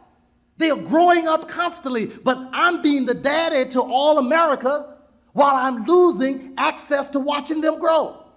That's a sacrifice. That's a hell of a sacrifice. 3 fine children who I could selfishly look down, get my salary from Florida State University, and live happily ever after. Yes, I ask you to pay me when I come. You doggone right. How the hell am I going to feed my babies? When I'm here, I'm not working for white folks. When I'm running around the world, I'm not working for white folks. How the hell am I going to eat, fool? Who's going to put shoes on my baby's feet? Listen, yeah, well, you know, I understand every time Brother Akbar comes, he wants some money. Yes. When you turn on your lights, the power company wants money. When you send your child, but it ain't because I'm draining you, fool. It's because I'm trying to save myself to save you. If I eat and you feed me, then I don't have to answer the white folks. And I'm so happy to say that even though some people complain, the black community in this country has freed me from white folks. You take care of me. You do. You do. Listen, for the last 3 years, black America takes care of me. I'm still on the faculty at Florida State, but I don't ever have to show up. And when I show up on my terms. I call up and say, I may come up today. I'm going to teach a black psychology class. I don't want nothing in there but black students. I come up on my terms. They say, when do you want to teach, Dr. Akbar? I say, I think I like Monday nights. I want to do the class 1 day a week. That's all right, we'll make that work. Because they know I'm free. They know I'm supported by my community. And I'm suggesting to you that if we all make a commitment of service, we can all free each other. We can all free each other. So listen, re-education, celebration, commitment and service, these are the things that will help us to begin to free ourselves. Because the freedom, the power to be free is already in the very roots and the foundation of our nature. Our personalities were being free. You see, what our people tried to tell us for thousands of years is that we are, in fact, in the image of God. Our mind is the repository of the divine energy of the very universe itself. You cannot capture and captivate the creative force of the very universe. It is there in us. God is not external to our reality. God lives within us. That's why white people put their faces on it and claim it to be theirs. That's why they claim God as being a foreign entity, because they did not want you to understand that God is working through us right now, and the process of our liberation and freedom has already been decided by the very structure of the universe itself, and there's no force on this earth can deter what God has put into place. And if you will understand that God is not a white man, he is not a white Jesus, he is not a white Allah, he is not an Arabic speaking foreigner who comes from another land, that God is the living creative spirit that works and operates through you right now. If you will understand that, there will be no more slavery and we will be free tonight. Peace be unto you. Dr. Akbar. Dr. Akbar. Dr. Akbar. Dr. Akbar. Dr. Akbar. Dr. Akbar. Dr. Akbar.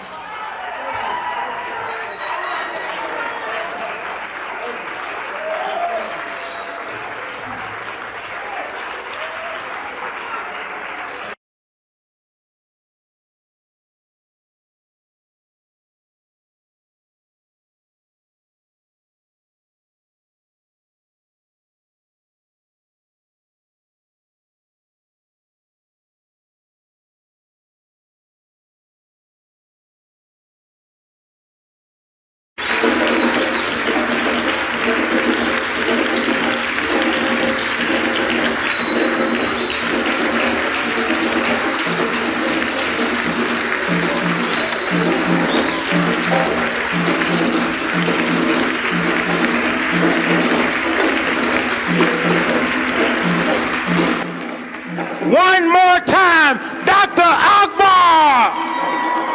All right, my brother.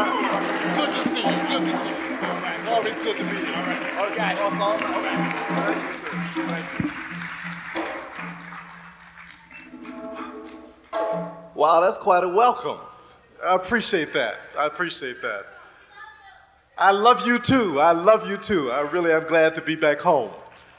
Let me begin by saying, with the name of God, who is the most gracious and the most merciful, in the presence of our ancestors, we understand as African people that we stand on the shoulders of those who preceded us, and we invite them now to join us and to be with us at this time.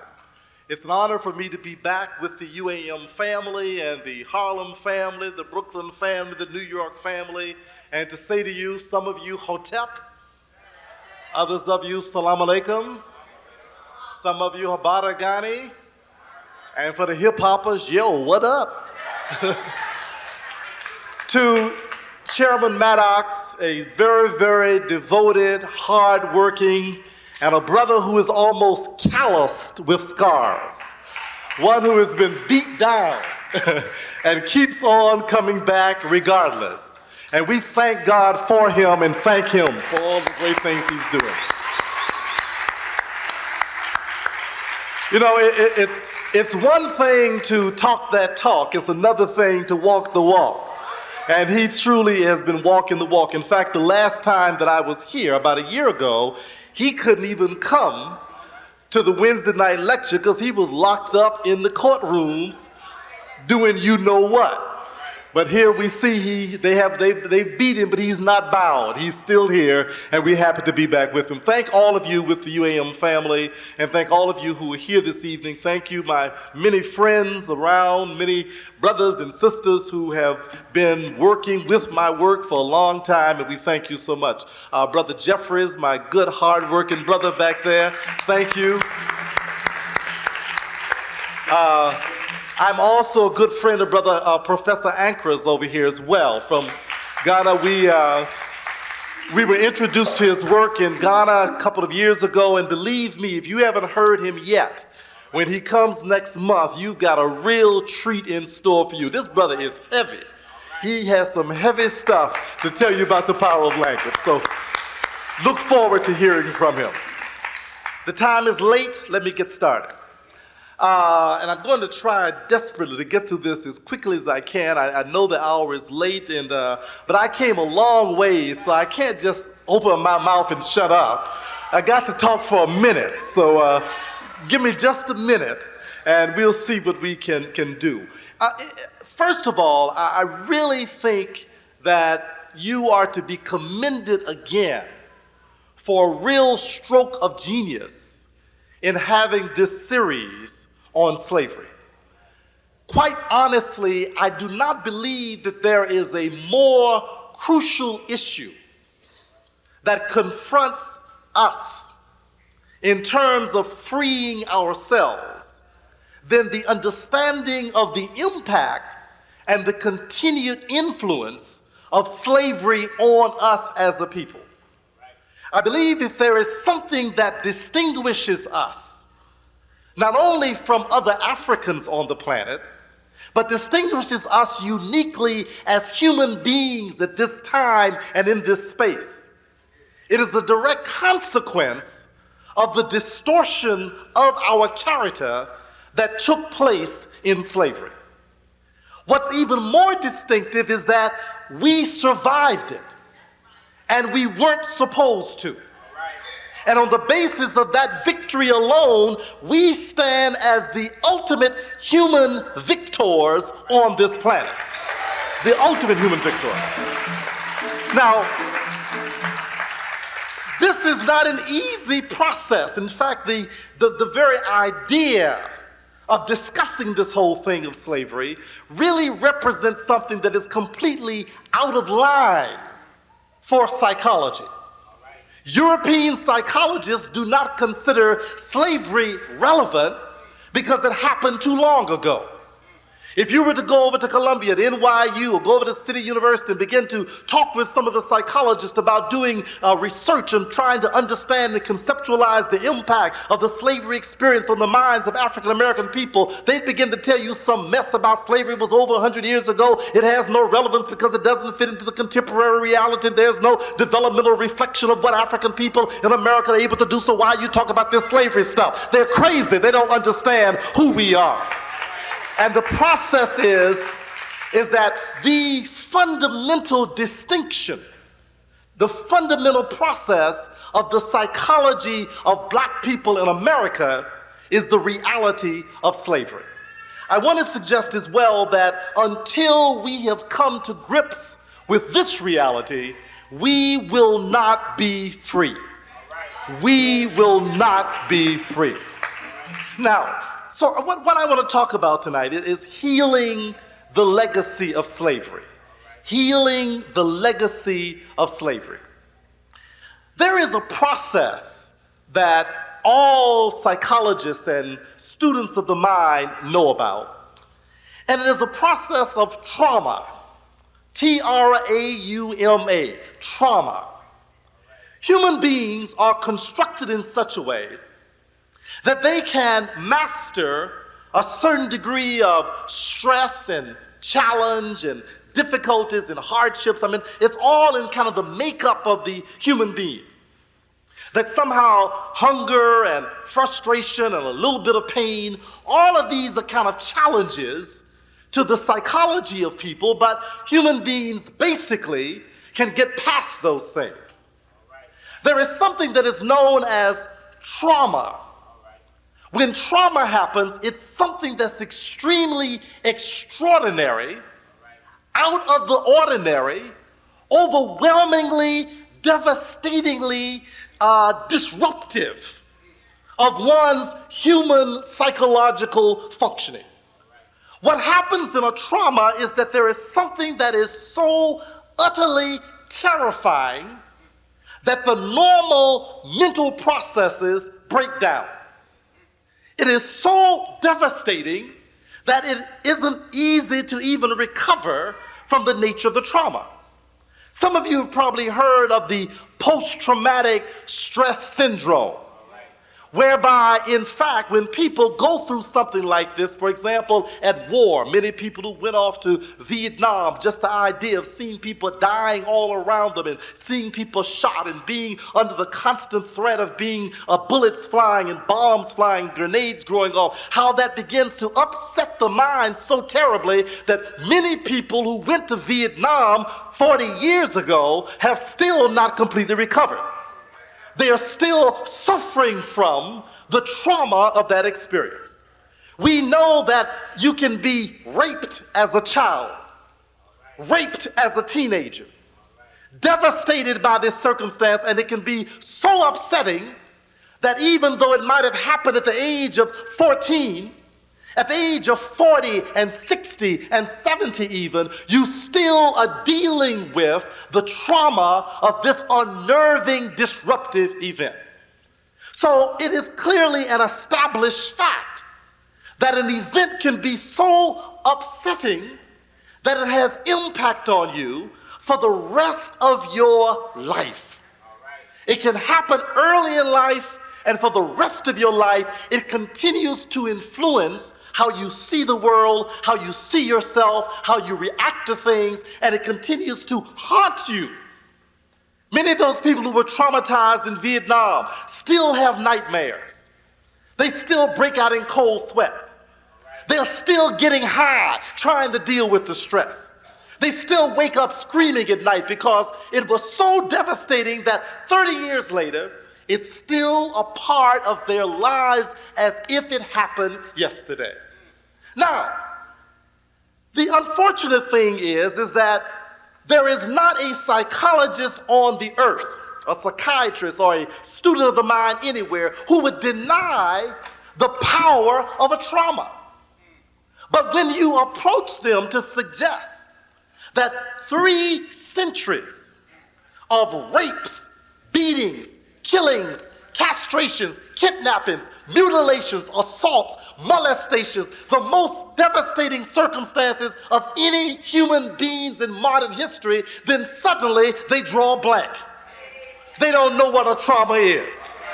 But we want to suggest to you that even though none of us individually experience that trauma, we also have a collective mind. We have a tribal mind. And the whole tribe experienced the trauma, and it lives in the mind. Even when the individuals are dead, the collective mind still suffers from the trauma. So I want to suggest to you that what you did to people for 300 years will not disappear by signing the Emancipation Proclamation. It won't disappear by saying, one day I'm going to put up a slave monument. It will not disappear by suddenly changing the legislation, changing the laws, or even freeing people from a particular plantation.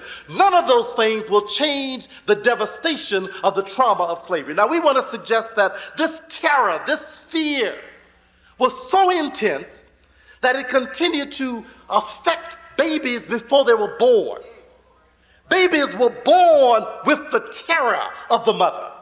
You've heard about crack babies. You've heard about babies suffering from alcohol syndrome. The reason that babies are affected by those things is because the mother's biology transmits the stress, transmits the chemical imbalance to the unborn child. Mothers actually were able to feed fear through their breast. Fear was in their biology. The terror that they felt while carrying the unborn baby, the beatings that they experienced, the devastation, the hurt, the agony, the pain of losing their husbands, wondering about the fate of their other children. Even the rapes that they experienced themselves were so unnerving that even before the child was born, the child already had a chemical message to say, "You about to go into hell, baby." Chemically, the child was prepared for a devastating and unreal and a terrifying world. And generation after generation after generation after generation, it continued, and it got worse, and it got worse, and it continued. So by the time the 300 years were over, we were already conditioned to be slaves filled with terror, filled with fear, even before we got here. So I want to suggest to you that we can show that without a doubt there are biochemical changes that took place in our experiences because of the nature of the inhuman experiences that we went through with slavery. So I want to submit to you that this process of slavery, the trauma of slavery, continued to haunt us. Now, what becomes the consequences of that? What is the consequence of experiencing this kind of inhumanity? You know, it's interesting because we certainly know and have been forced to understand the so-called Holocaust of the Jewish people. Certainly, they would have us believe that those 2 or 3 years in Germany not only, and I really don't want to minimize that, because I mean, even one day of hell is hell. But the idea that you think your one day of hell is something so deep that it's worthy of the whole world's attention from then on, and anybody else has no to begin to even raise an issue comparable to it, I think that's arrogance that we can't persist. I think that's the arrogance. What they understand, though, is quite correct. They understand that what happened in that brief period of time was so disruptive to the collective lives of the Jewish people that they have to make a vow in blood. Never again. Never again. They are committed to never letting the world forget what you did to them. They won't let you forget it economically. They won't let you forget it politically. They won't let you forget it militarily. They won't let you forget it spiritually. They will guilt-induce the whole planet about what Hitler and a couple other people did for a few days. The idea is that they understand the nature and the devastation of that kind of trauma. Now, if that's a big deal, and I submit it is, just multiply that by 300 years. Just put an exponent of hell to the 300 power. And if you do that, you will get a vague mathematical rendition of what the nature of human destructiveness is all about. Now, what happens? There are several things that happen to this. Now, one of the things that I've talked about in this Breaking the Chains of Psychological Slavery is just to give some kind of practical day-to-day things that influence us, because I believe very strongly that in fact, I would go so far as to say all of our collective crazy, and we have some collective crazy, all of our collective crazy is a consequence of this trauma. One of the things you've learned at the UAM by all the scholars you've heard, and all the contributions of our greatest thinkers, Dr. Ben and Dr. Clark and Dr. Jeffries and Dr. Asante, the one thing you know is that we were not this crazy before we came here. We, as Africans, are clearly the premier genius on this planet. There's just no question about that now. I mean, we have the Genesis mind. The concept of human functioning had its origin in the African mind. We are the prototype. We are the beginning of genius and the continuation of. There's no question about that. So how did we go crazy? How did we go from pyramids to crack addicts? How do we go from populating the desert of the Nile Valley and converting it to a fertile crescent and making it become the regenerative power for the reproducing understanding of the whole planet Earth? How did we go from understanding the rotation of the planets of the Earth and the movement of the heavenly bodies and understand the relationship of the stars to the human functioning? How did we go from understanding the relationship of numerological relationships to how the mind functions with the spirit? How do we begin to understand the architectural relationship between the form of a structure and the evolution of the mind? How do we go from being able to conceptualize myths of Osir called Osiris? How do we go from understanding the power of Isis as being the female prototype and be able to transform the world to becoming the niggas we've become? How? I submit to you the answer is simple. It was slavery. If you subject human beings to a series and a protracted set of inhuman circumstances over a series of generations, you can actually begin to obscure their basic humanity. And I want to submit to you that's where we are. How does it look? The first aspect of this slavery mind, this post-traumatic stress syndrome, is the idea of internalized oppression. What that means is that human beings, in order to deal with the inhumanity of those conditions, begin to take in the ideas of the oppressor. They begin to feel about themselves the way that the oppressor feels about them. They begin to think about themselves as the oppressor feels about them. Now, why is that? That's because that we are pretty much a kind of like an blank slate. Human beings, the human mind is kind of like open to be impacted upon by any kind of experiences they have in their environment. That's why education is so important. And when you begin to put in a message that is a destructive and a negative message, over time, people forget who they really are and become the distorted message. That's why Carter G. Woodson's point is so important. That's why this whole lecture series This UAM lecture series, why it's so important, because it is about the process of trying to re-educate us. But the way that we became miseducated was by internalizing the master's view of ourselves.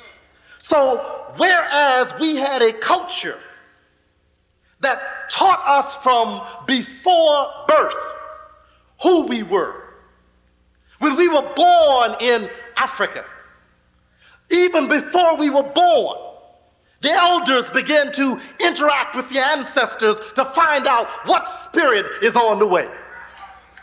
And long before you were even out of the womb, you and your mission had already been determined. Then when you were born, the entire community came together to begin to designate your responsibility and to prepare you for it. In other words, everything that went on, from the beating of the drums to the feast, to the eating, to the dancing, to the instruction, to the rituals, everything that went on was engaging in the process of cultivating your true identity as an African person. Your manhood was not left up to chance. It was instructed to you. Your womanhood was not determined by the beginning of your menses, but it was determined by the women who took away the girls and said, you are not a woman till we've taught you what womanhood is all about. Manhood is not something you get off the blocks. Manhood is something that men must teach you, who already know what manhood is and can transform the potential and make it into a man. But in losing the culture, in losing the education, we lost access to the information that taught us who we were. So the internalized oppression was the only message we got. So we began to believe, come here, nigga. We begin to believe, you nappy-headed SOB. We begin to believe, you black thing. We begin to believe Africa is the dark continent. We begin to believe Africans are backwards and stupid by nature. We begin to believe our black men are studs. They aren't capable of anything but effective sexual reproduction, but don't even have the power and the responsibility to raise what they've reproduced. They're nothing but overgrown sperm donors, just like a bull, just like a dog, just like a cat or a cow. They have no true identity beyond their genitalia. Black women are breeders. They have babies and nurse babies, but they don't have the power to transform the human spirit as the mothers of the earth were able to do. They aren't able to transmit the power that is reflected in the character of an Isis. The miseducation began to give us all these negative notions, so black women began to believe that their power was in their hips, in their loins, in their sexual capability, and brothers believed they were nothing but studs. The idea is that we internalize the definitions that were given of us. Now, in that process, as we began to see ourselves as Master saw us, we developed a whole lot of problems. Low self-esteem. How? We believed we were inferior. Why? Because boss believed he was superior. And his whole strategy was to constantly remind you of what supremacy is all about. And supremacy means W-H-I-T-E.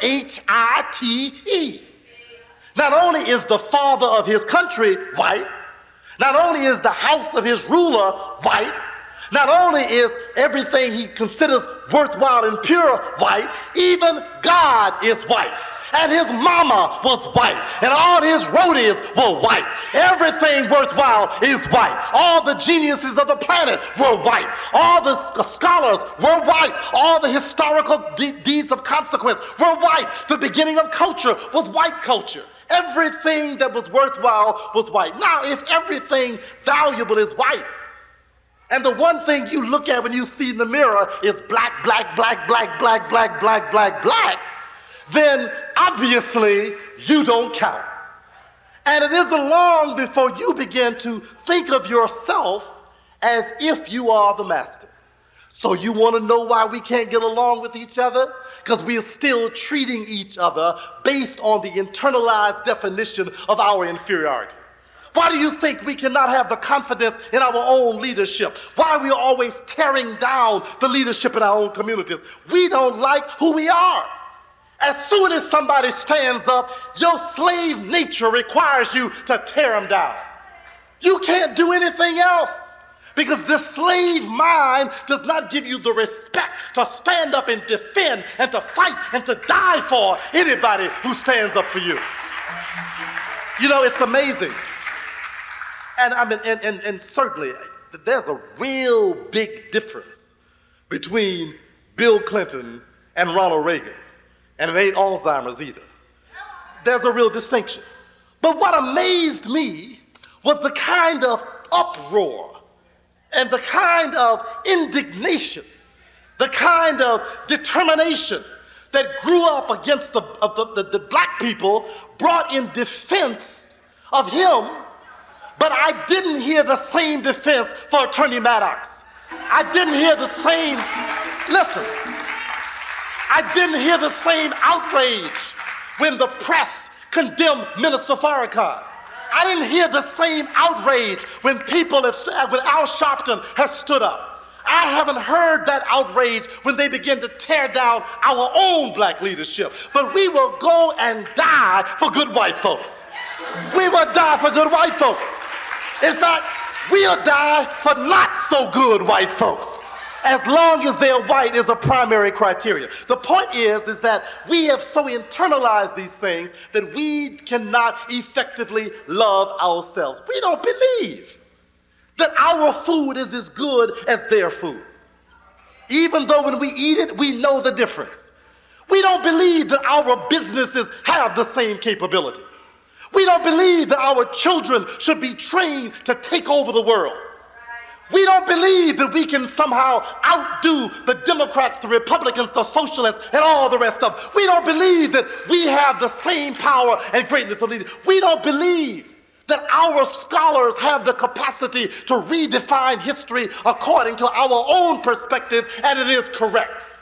We don't have the same confidence in our thinking that we have in the thinking of our masters. Internalized oppression.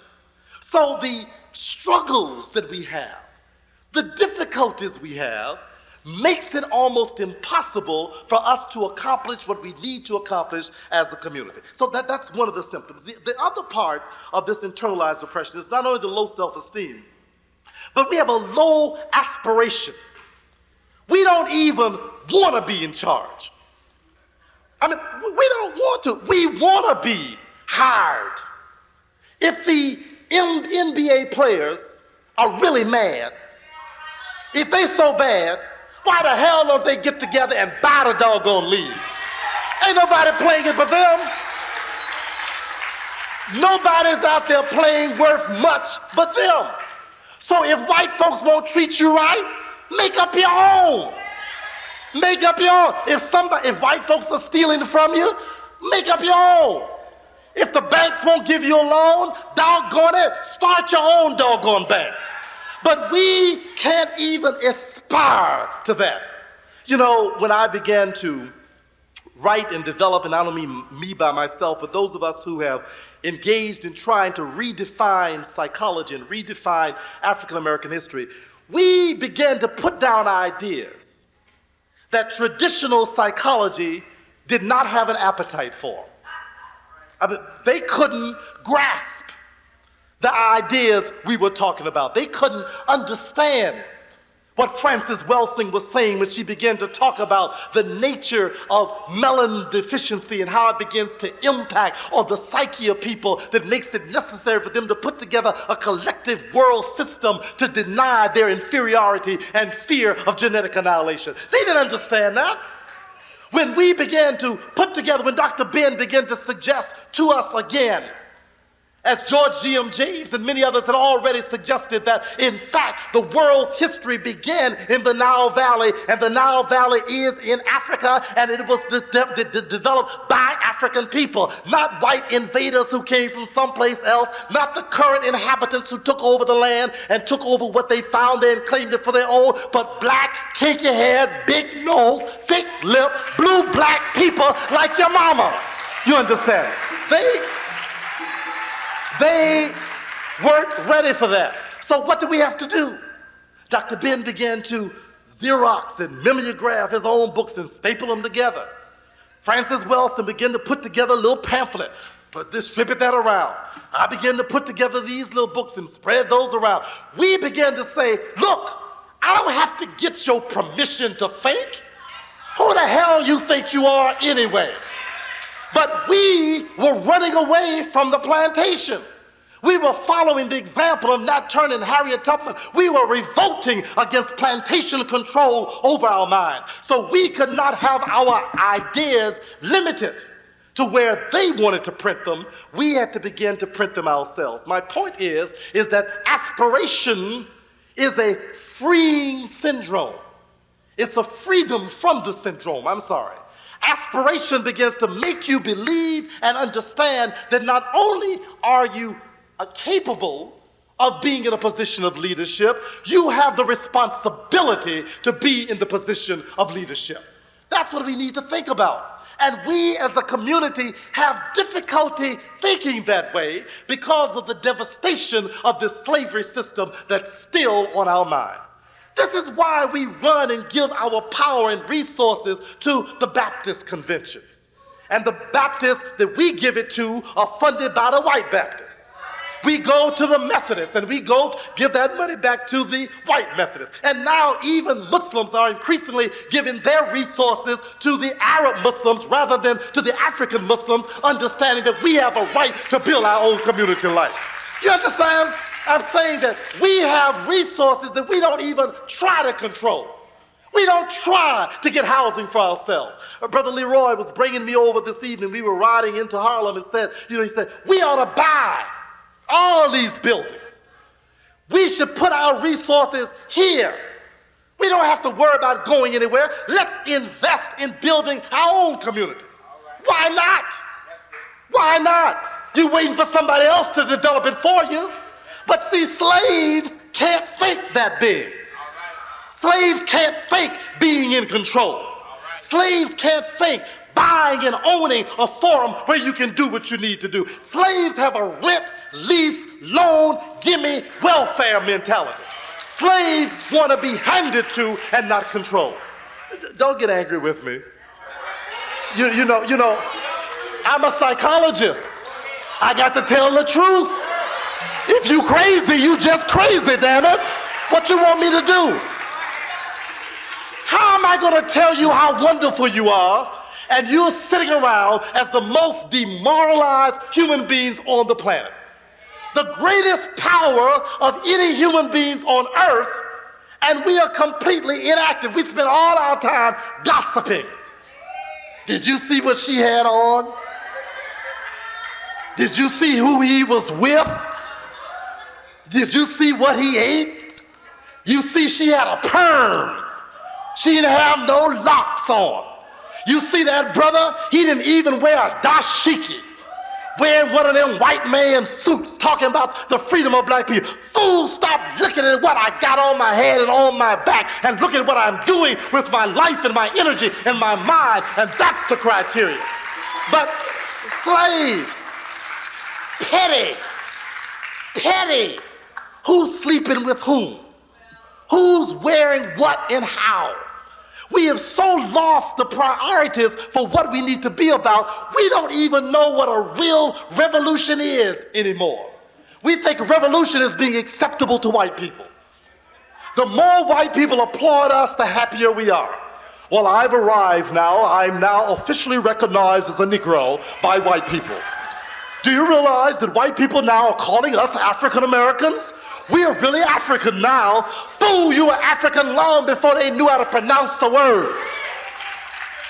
But slaves require that the master legitimize who they are. The slaves, you see, when people say, well, you know, where did you all get this black psychology stuff from? You know, Wade Nobles and Linda James Myers and, where did you all, Kobe Cambone, who will be here, where did you all get this black psychology stuff from? And we say, we made it up. And they say, you did what? I say, we made it up. What part of up you don't understand? You understand? We made it up based upon reflecting and understanding our own experience. That's how Freud got Freudian psychology. That's how Skinner got Skinnerian psychology. That's how Watson got Watsonian psychology. That's how Piaget got Piagetian psychology. Everybody who is free makes up an interpretation of their own conduct and give it to the world and make them take it whether they want it or not. But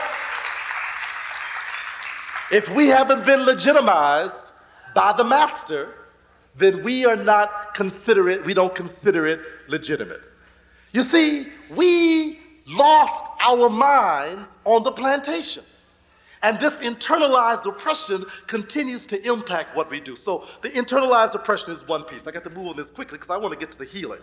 The other characteristic of those of us suffering from this slavery syndrome is denial. You see, when things hurt so much and you can do nothing about it for so long, then you start pretending it's cool. I'm chilling. Everything's everything. Ain't nothing going on. You begin to believe, you begin to deny the fact that you're rotting away before your very eyes. You begin to deny, how can you claim to be a man when you're watching your mother of your children destroyed before your very eyes? How can you be a man when you willingly send your children off to the enemy to get educated day in, day out, and never raise a question? How can you be a true woman when you willingly turn your children over to the care of their enemy to give them what they need in life? How do you do that? The way that you do it is that you are in a state of denial. How do you create a Ward Connolly? How do you come up with a Clarence Thomas? How can you comfortably sleep white while killing black and feel nothing is wrong with that? How can you actively declare Pataki as your governor? What kind of Negro? What kind of Negroes see him and see Giuliani as their mayor? The only way you can do that is be in denial. Denial is the next step to psychosis. Because first of all, you deny reality, then you start living in another reality. Denial is step one, psychosis is step two. And once you're psychotic, all we can do is give you some medication because you're out of here. The idea is that we as a community are living in denial. We do not understand that even though it's 1999, it is still $16.99, $17.99, $18.99. Business is as usual. Things have not been changed. Our condition is still the same as it's been. Those things are this denial to look at it otherwise. Yeah, we got some PhDs. Yeah, we got some MDs. Yes, we have some LDs and BAs and all them other A's. Yeah, we can read the English language. Yes, we've mastered European American history and psychology and science. Yes, we can do that. But it has changed fundamentally nothing about our lives. I still have to require Florida State University to pay me to feed my children while developing ideas to save my people. We still, every one of our major Afrocentric scholars is funded by white people. Let me say that again. Every one of us, me, Malefia Sandi, Leonard Jeffries, Dr. Clark before he passed away, every one of us had our primary source of income from the people we spent our lives trying to tear down. That's crazy. But why do we have to do it? You won't take care of us. Our community won't take care of us. Michael Jordan won't take care of us. Oprah won't take care of us. Those people who are making the millions of dollars won't take care of us. And as long as our people won't take care of us, we constantly have to do plantation time. Thank God I have struggled over the last few years to get almost free of the plantation. Almost free.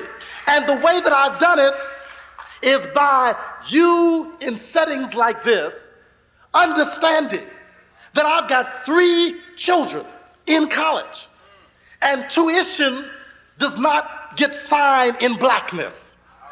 I can't sign my check Afrocentric scholar, and they accept my children. When they have to eat, I can't sign it and say, I am Afrocentric, and that's it. When Alton Maddox goes to the courts in this system, goes to the state of New York, yeah, he can stand up to represent our communities. Yes, he can be courageous. But when it comes to paying lawyer fees, court costs, when it costs to pay to get what you need to make sure the appeals are legitimate, when you get the best defense, it costs white dead presidents that you will not give. So where's it going to come from? So one or two things happen.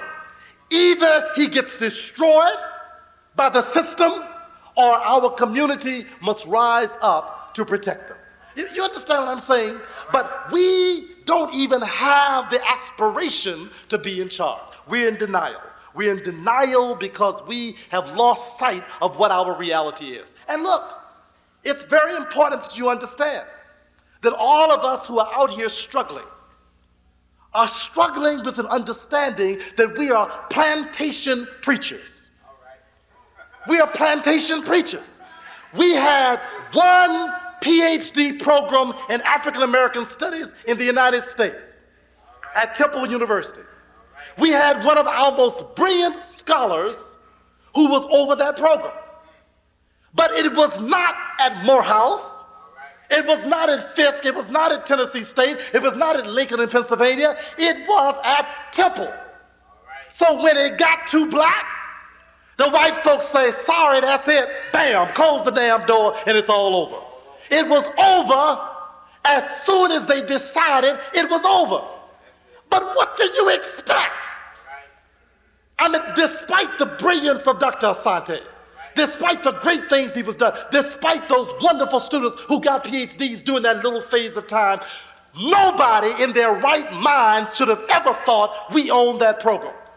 We did not own it. We did not control it. It was funded by the very people who we were trying to develop the intellectual ammunition to destroy. You think they're going to let you destroy them willingly? You are crazier than I thought you were. You understand? The only way to come out of denial is sometimes to be hit across the head with it, to be constantly reminded what the truth is. And a part of what we are trying to do is to hit ourselves with the inescapable reality of the power of understanding what this denial is about. As long as we're in denial, we can't do what we need to do to save ourselves. The next piece of this, I'm going to run through it very quickly.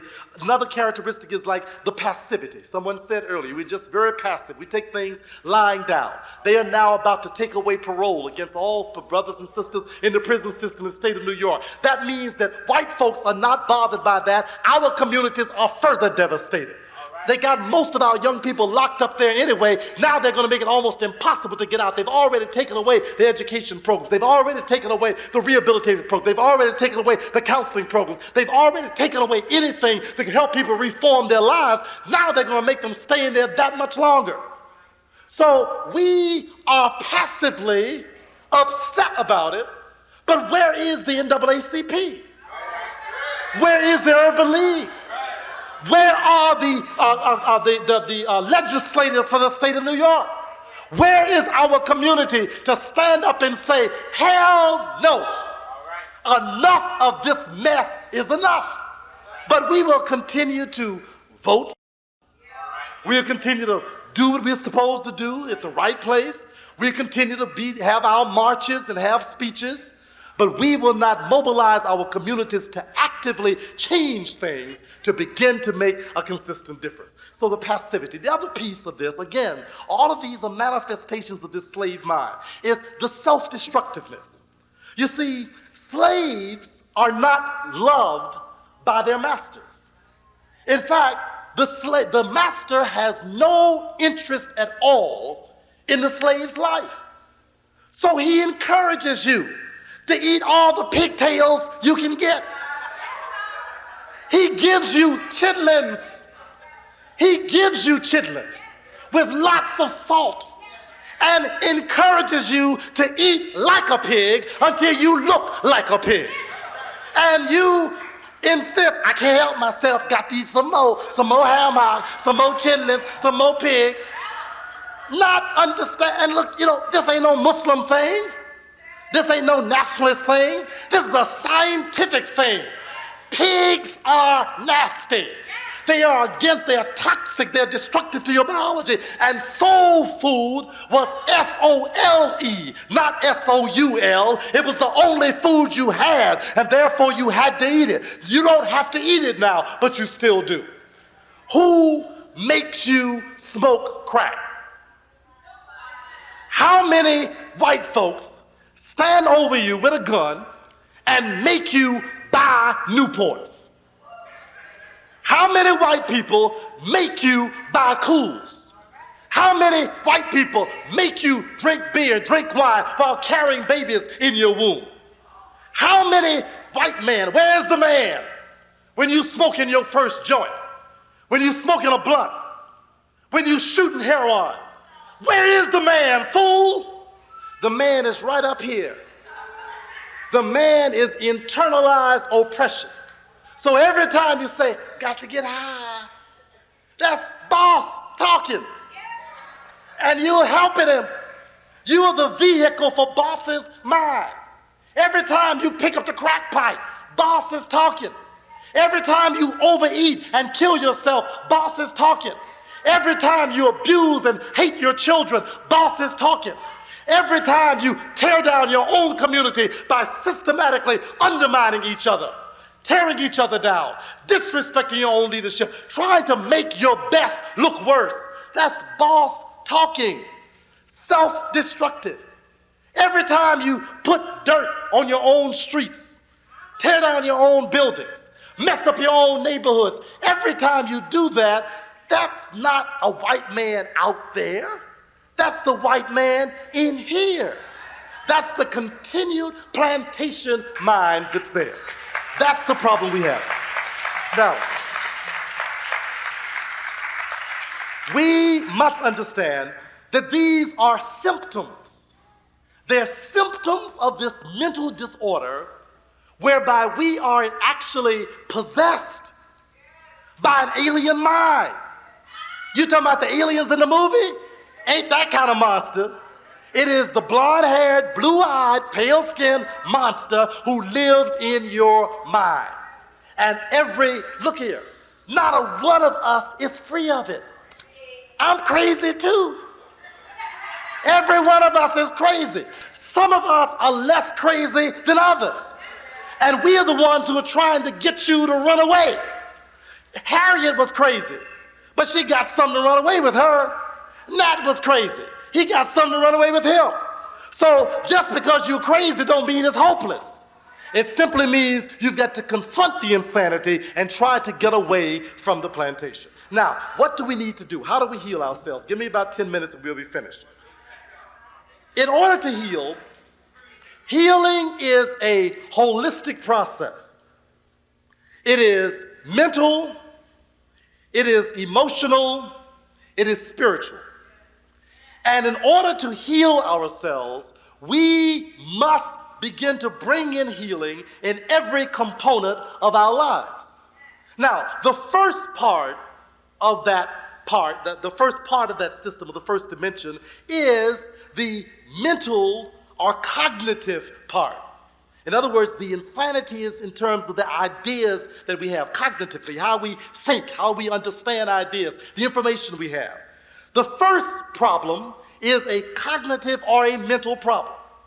Now, how do we heal that? We heal that by re-educating ourselves. I have a new book that'll be out in a couple of months. It's called Know Thyself. And what it begins to talk about is not just the concept of Afrocentric thought, but what does it mean? What is the criteria for self-knowledge? What is knowledge of self? And how does knowledge of self begin to transform people? I want to suggest to you that the first step towards re-education is cognitive or mental re-education. So that's where we start. We start by taking back our claim to Africa. We start by taking back our claim to science. We start by taking back our claim to mathematics. We start by taking back our claim to language and linguistics.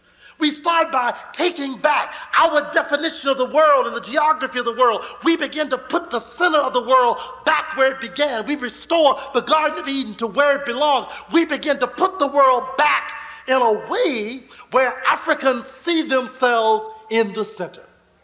So step one is re-education.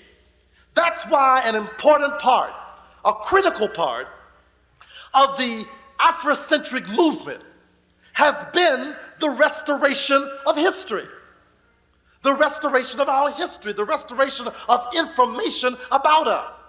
If we don't know that Imhotep was a black bald-headed man who looked like you and your daddy, then you will never understand that the medical genius of the world had its origin in someone who looked like you.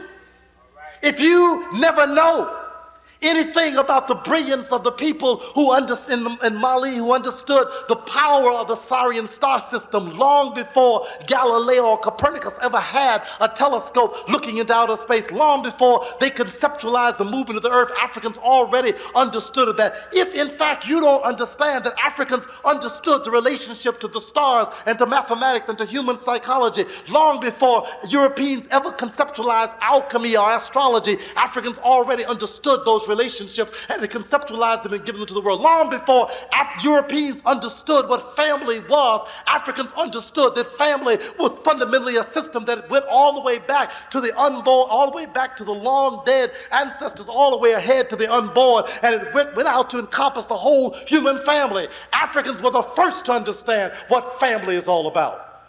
We don't have to go anywhere to learn about civilized life. We brought civilization to the planet. Now, because of the slavery system, that had to be erased from our memory banks. They had to hit delete. They hit delete and it was gone, out of there. And it's not even anywhere, you can't even access it till you go back into the hard drive.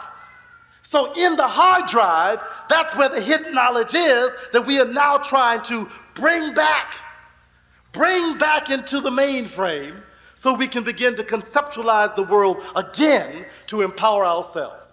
But that's step one, the mental restoration, the mental reinstitution, because that's the beginning of the process of healing this legacy of slavery.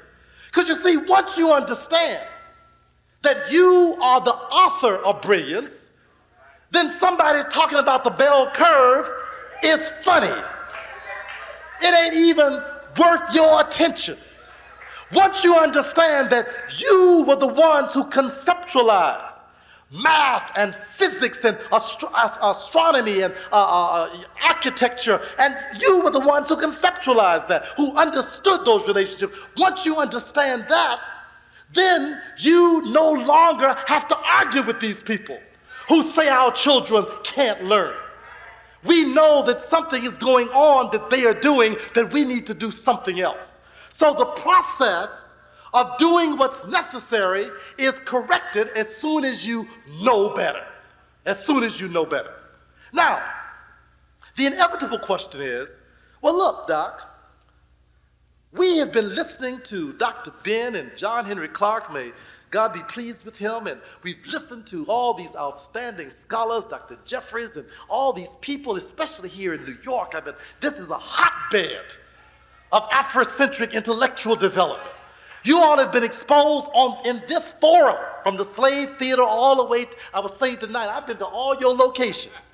I was at the Slave, I was at Lowe's, and now I'm here at this place. You know, I'm with you all the way. But this is a hotbed of African thinkers and scholars. So your inevitable question is, if we've heard all this, why are we still doing nothing? Why does Attorney Maddox still have to beg us to keep the lights on in this building? Why does he have to beg us to pay Delta Airlines to get Kobe Cambone here, to pay American Airlines to get Malafi Asante? Why do you have to be begged, embarrassed, marched around? Why do you have to do that? You ought to come in dropping money out. You ought to come in with a check already written out, because you believe in this. So obviously, the information is not enough. But that's a start. It's a necessary piece, but it must be holistic. Now, what's the other part? The other part is the emotional piece. The emotional piece. Yes, Virginia, feelings are real. Yes, feelings are a part of knowledge. Yes, feelings are necessary in order to begin to heal ourselves. So look, you can't be cool when you understand slavery. You got to get mad. If you ain't pissed off, you don't understand it yet. You don't understand it yet. You must confront the anger until you have cried real tears. You don't understand what happened. We do a tour. You saw Gory Allen here earlier, but Dr. Wade Nobles, who's been here as well, and I do a tour to Ghana every year. And we take a group of 40 or fewer people through various aspects, and the highlight of the trip, and we do this as psychologists, we understand that a part of the healing is, on the one hand, to reconnect with the culture of West Africa, to reconnect with the scholars in West Africa, but we also understand that a part of it is to reconnect with the hurt of West Africa.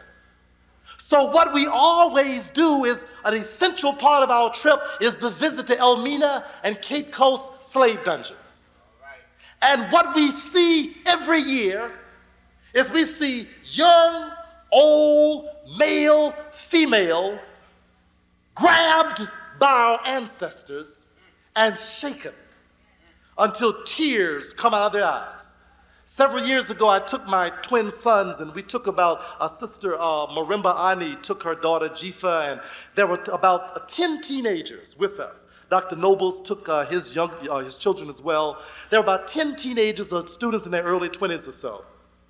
And what we were overwhelmed by was that every one of these children, when we went into the dungeons, particularly the male dungeons and the female dungeons at Cape Coast Castle, Cape Coast dungeons, these young people actually became hysterical, screaming and hollering hysterically.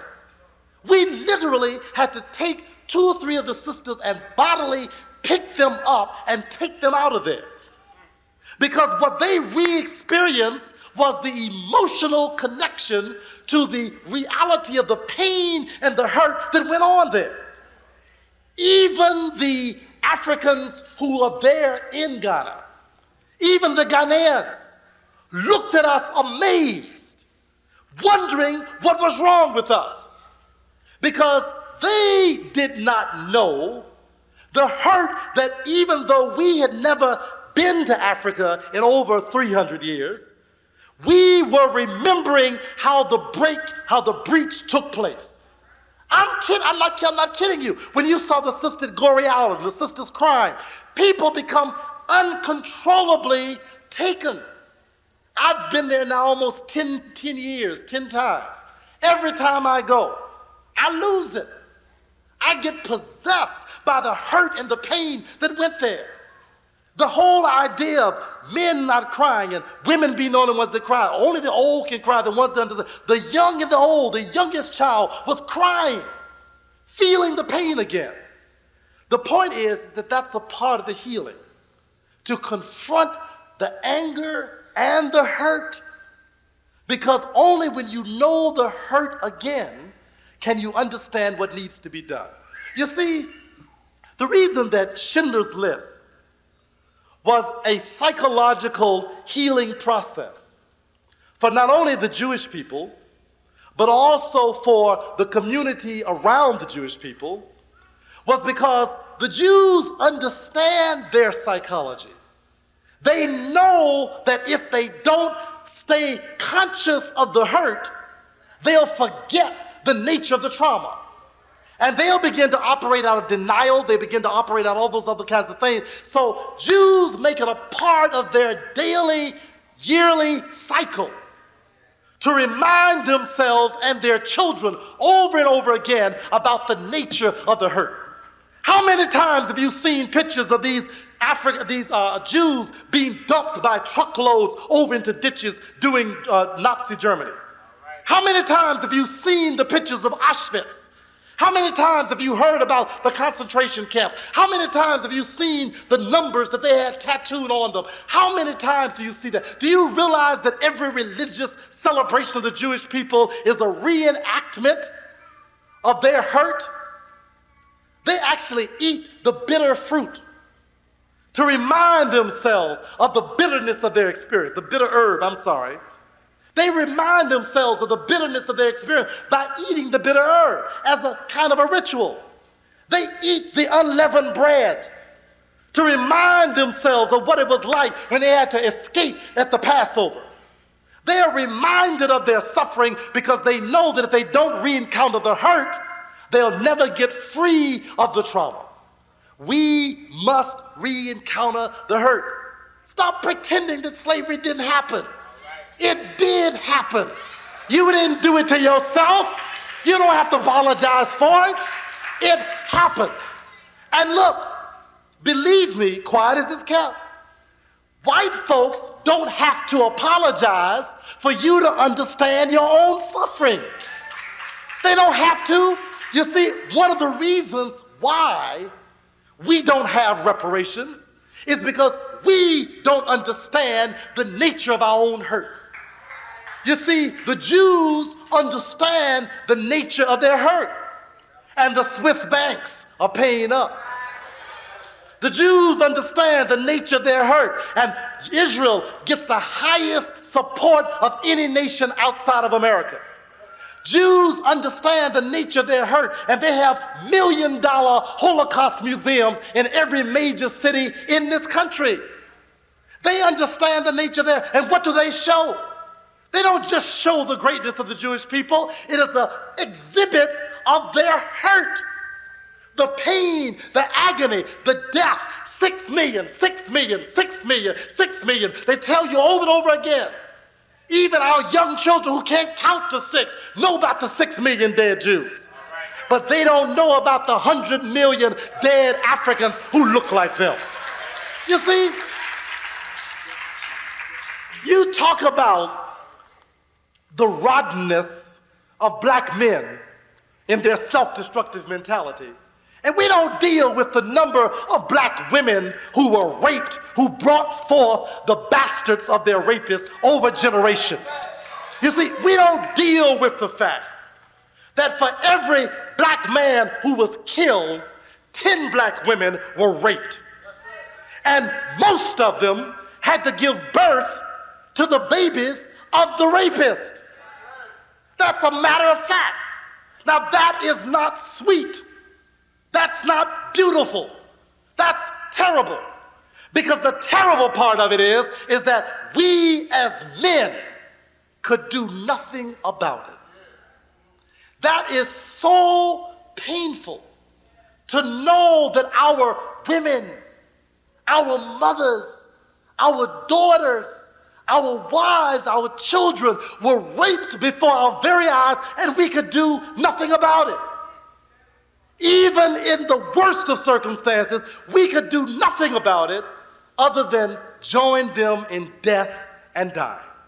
Don't you know that that sense of powerlessness can completely drive a person insane? Can you understand anything about the ambivalence? I'm talking about the mixed feelings of carrying the rapist's child in your womb. One part of it is yours. This is your baby. This is your womb. This is your child. But you also know it is the product of your destruction, of your assault. So you're carrying around a trophy, a reminder in your own womb of your destruction. Oh, brothers and sisters, you don't know. This is a painful thing. So you begin to understand why we don't want to deal with this.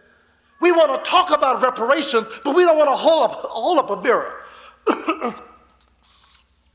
We don't want to hold up the mirror to ourselves, brothers, who have us motivated to want to get us a white woman to try to do what they did to your black woman. So you can feel you got boss back now because you in bed with the white woman. You don't understand what it's like, brothers, to hold up a mirror and see what it's like to have the state and the government taking care of your own babies. To understand how willingly we give over authority to our communities to anybody other than ourselves. This hurts. This is no fun. But healing is painful. Tears cause pain. We must understand that we must confront these things in order to get healed. This is the emotional part. Now, once we confront the hurt, once we confront the anger, then we've got to understand how to forgive.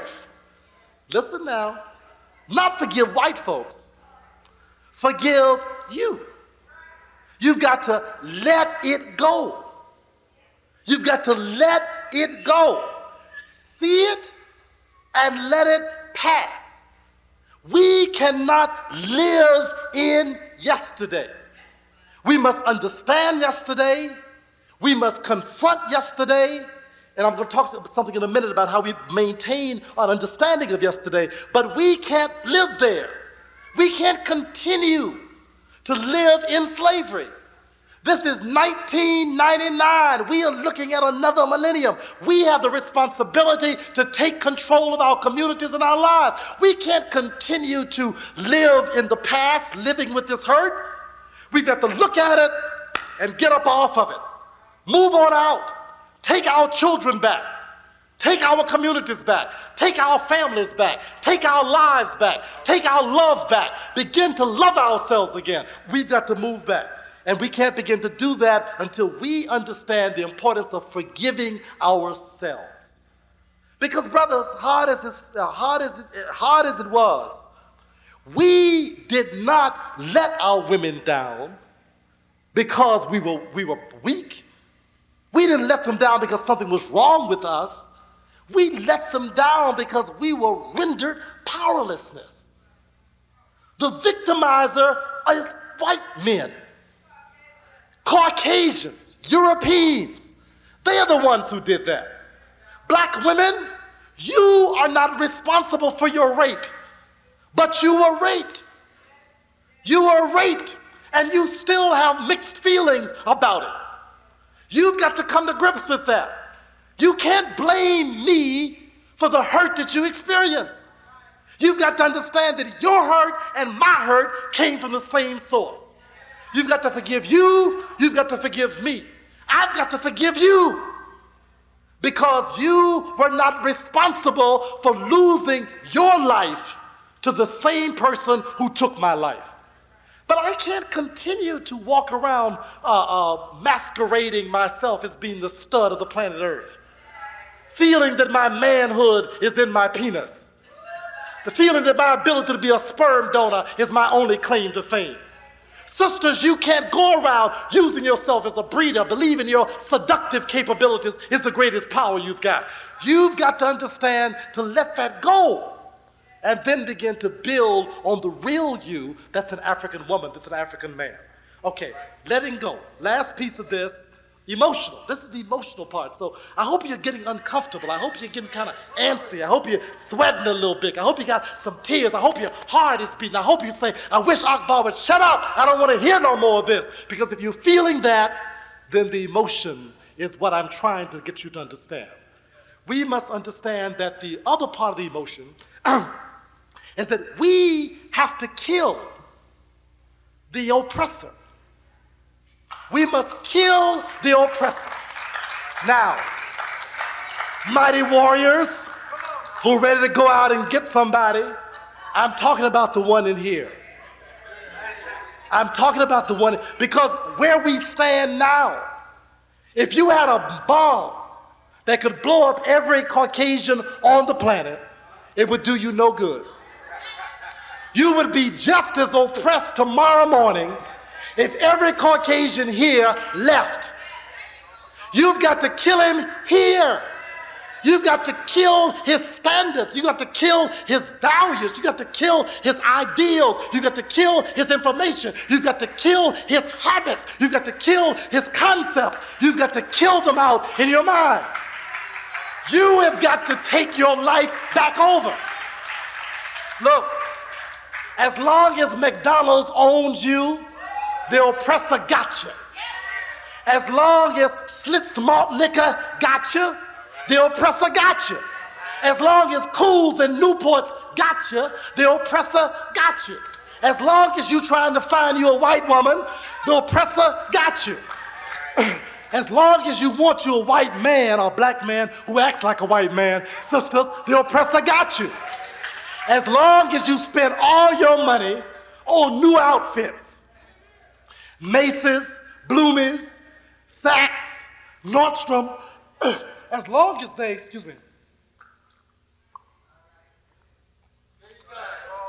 thank you. As long as they are taking every penny you've got, as long as Visa and MasterCard are completely milking your resources, they got you. You've got to kill the oppressor up here. Kill the oppressor by cutting up the card.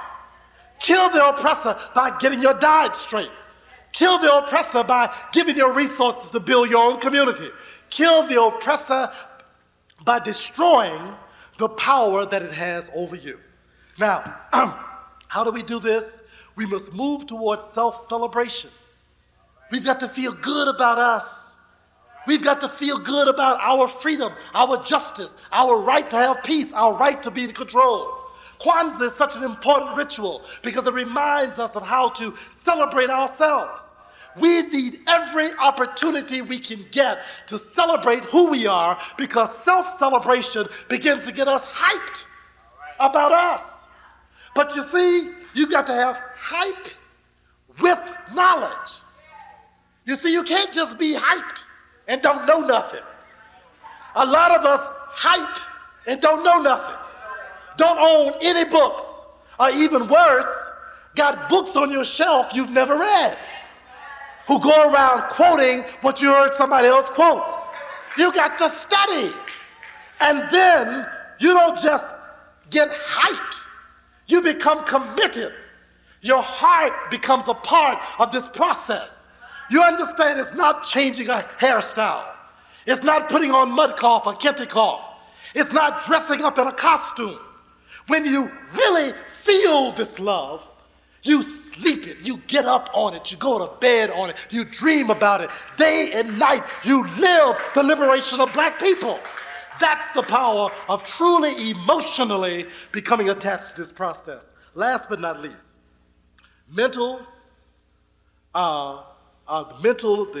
mental, cognitive part, the emotional piece, and then the spiritual.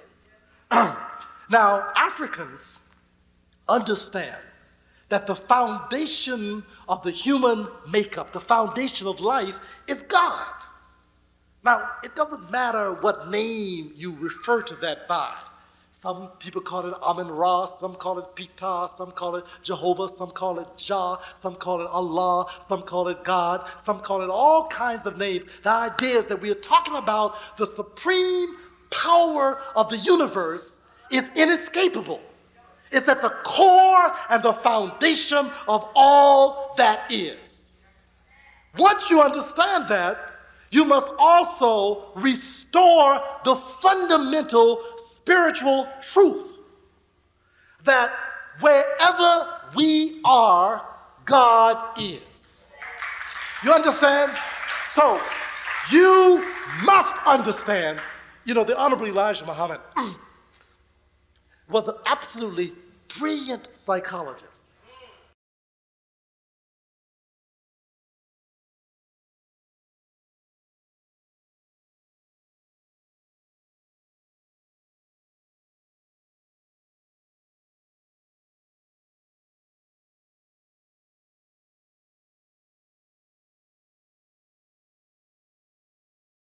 With the name of God, who is the most gracious and the most merciful, who is the creator of all things, in the presence of our ancestors, all of them who have contributed to our being here and made it possible for us to know what we know and do what we do and be where we be, in the presence of those whose contributions have made it possible for us to strive, to struggle, and to accomplish, we now invite their spiritual presence to be with us as witnesses to what we do and as teachers from their higher plane of those things which we are now ready to receive.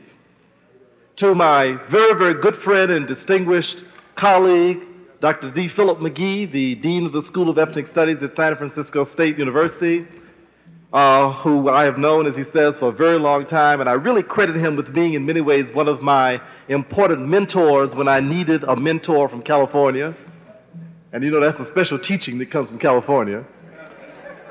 And to all of you who are very dear friends who have become very familiar to me as I move around the country, much too much for my wife's sake and my children's sake, but it certainly seems that increasingly I have an extended family from one end of this country, from one end of the world, really, because from London to Ghana to California to Oregon to Washington State to D.C. to Florida to Canada, there are people who are very familiar, very kind, very loving, and certainly I understand the nature of this extended family which we are all a part of. I must begin by saying to you with that long salutation, Hotep, Assalamu alaikum, Abaragani, and yo.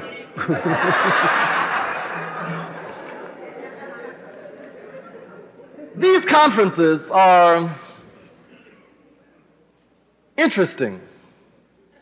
On the one hand, we feel in many ways that we could not live without this opportunity to engage in this very critical dialogue about who we are. It is certainly the more exciting times of my life when we are able to come together with brothers and sisters who understand that we need a new direction for ourselves and have committed themselves to trying to grasp and understand that direction. And at the same time, it's also interesting to see us struggling with the competing habits and mentalities which this slave condition has created in us. How we struggle against our westernized way of doing things and understanding things. When we struggle against the tendency to exaggerate the good in an effort to contend with so much of the bad which we've internalized and made a part of ourselves. How we are trying desperately to dignify many of our customs that have become degraded within the context of this culture and in this reality. And to see us sincerely trying to make this thing make sense. And most importantly, trying to love and support each other in the process. And despite the criticisms and despite the recognition that we are not all where we would like to be, the fact that basically something important is happening in America. Something very strange is happening in America that was not ever supposed to happen. Somehow, out of every effort that they could possibly make to conceal, obscure, distort, omit, dissociate, alienate, violate, and propagandize against, we have still managed to penetrate the barrier of triple darkness. And in doing so, we have come to the dawn of beginning to know something of the greatness of who we can be. The excitement of the new day often invigorates us to such an extent that we forget that day is a long time. And we often expect the full noonday sun at the dawn. But it is important to understand that when darkness has been and has run its course, the dawn and the morning come slowly, and the full day is even slower. It means that we must learn to practice patience and to understand that to undo what has been so severely done must be done with patience, discipline, commitment, determination, and an understanding that it will take time. That means that we should not then presume that we can know it all automatically. We must begin to understand that even before people could come to grapple with the depths of this knowledge, even in a culture that was paraded with signs and symbols and myths and images that propagated and penetrated the unconscious mind to bring one into an awareness of what one could become aware of, it still took them 40 years to master the fundamentals. Now, in that context, that exalted context, where all things around were pointing in the right direction, it took that long. You can imagine how long it would take in this context, in the hell, in the depths of nothingness, in a society where all the signs and symbols are inverted. You can imagine how long it will take here to begin to even see clearly what it is we need to see. So let's love each other and let's be patient. Let's not expect everyone to know it all the time, automatically. And most of all, let's not think that you know it all, because you don't. And let me furthermore suggest that the more you're convinced that you got it now, and you know all you need to know, let me submit to you that you know less than you ever knew. And you're a bigger fool than you were at the beginning. And in that context, we must understand that we are dedicated and devoted to growth. Let me take my few minutes before my lights start flashing. It takes me so long to say good morning. This thing of melanin is extremely important. It's important that we understand fully, as best we can, what is the purview of our study. In the context of what I said a minute ago, it's important that we not confuse and distort our higher science with Western lower science. It is important that we do not distort and contort round spherical reality and force it into a linear boxed reality. It is important that we understand that melanin is more than biological, biochemical science. It is important that we understand that melanin stands not only as a statement of biochemical, physiological process, but it also is a statement about certain aspects of aspiration, both socially, culturally, and spiritually. We must understand that melanin symbolizes what we need to understand about blackness. And what I want to talk about for a few minutes is exactly that. What is this blackness thing? What is there about blackness that so terrified Europeans that they had to distort it into being a form that they saw as being the antithesis of everything good and positive? What was there so intimidating about blackness that they somehow took it and made it the epitome and the personification of all forms of negativity? What was there so devastatingly frightening about blackness that it became necessary for them to define and predicate their worth in contrast to the negation of our disworth, or the disworth of blackness? And to call themselves white in contrast to black represented this tremendous aversion, fear of, terror of whatever this blackness thing is. Furthermore, it became very necessary for them to not only define their own cultural reality within the context of this negation of blackness, but there was something critically necessary in order to make those people who wore the garment of blackness perceive that garment as being negative, aversive, disgusting, degraded, and unapproachable. In other words, in order to render us powerless, it was necessary to convince us that to be black was an aversive reality. It was necessary to operate on a consciousness. You see, they couldn't deny the biochemistry. We are not in a struggle, but as we talk about melanin, we are not trying to restore the activity of the melanocyte. Its chemical process has always done exactly what it was supposed to do. The melanocyte has always been the pigment that was able to radiate, if you will, and fragment the color spectrum in the way that it's supposed to do. It has always been the proper buffer for ultraviolet rays. It has always been able to do all of the biochemical things it's supposed to do. In other words, melanin ain't new. Melanin was never enslaved. Melanin is still doing what it has always done since it occurred in the creative process of life itself. So it is important to understand then that if there is something magical about melanin, then the magic has already been here. And it is important that we not begin to presume that there is a magicalness, if you will, in suddenly becoming aware that there is this thing known as melanin. It is exciting to be fascinated about what it can do biochemically. It is exciting to be moved by its tremendous intricacy of fusing the biological, the biomedical, the biochemical, and even the biospiritual in ways we never understood.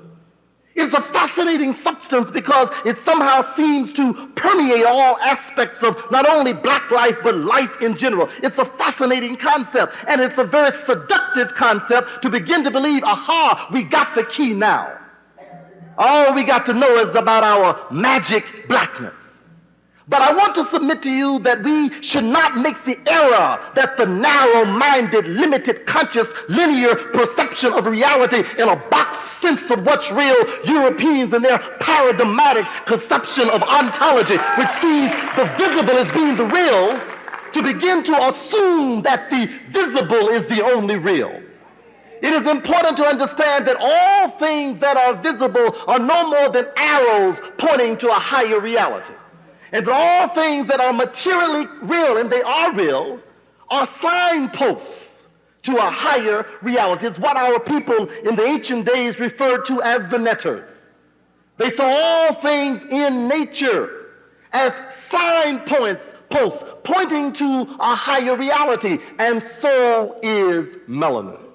Now, what then, in the humble opinion of this frayed, struggled, beat down brother here, what then is this melanin thing? It is important that we understand that if in fact biochemically melanin has never been handicapped, the question is, what has been handicapped? Melanin has never hid, because your blackness is the clearest thing I can see. It is the one thing that made you so utterly identifiable that it became the symbol of your stigma. No one ever had to brand you.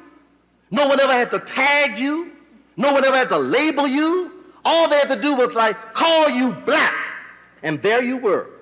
And furthermore, it has been that way since the origin of black life. That's why it's possible to go back in history and pull out the artifacts and see he was a black man. Because this thing of blackness tends to be permanent in a way that's sort of undeniable and impregnable and impenetrable, and it is certainly blackness in the truest sense. So therefore, when we go back and see the artifacts in Mexico or the artifacts in Kemet or wherever we go, we can see the black face. We can see the black person.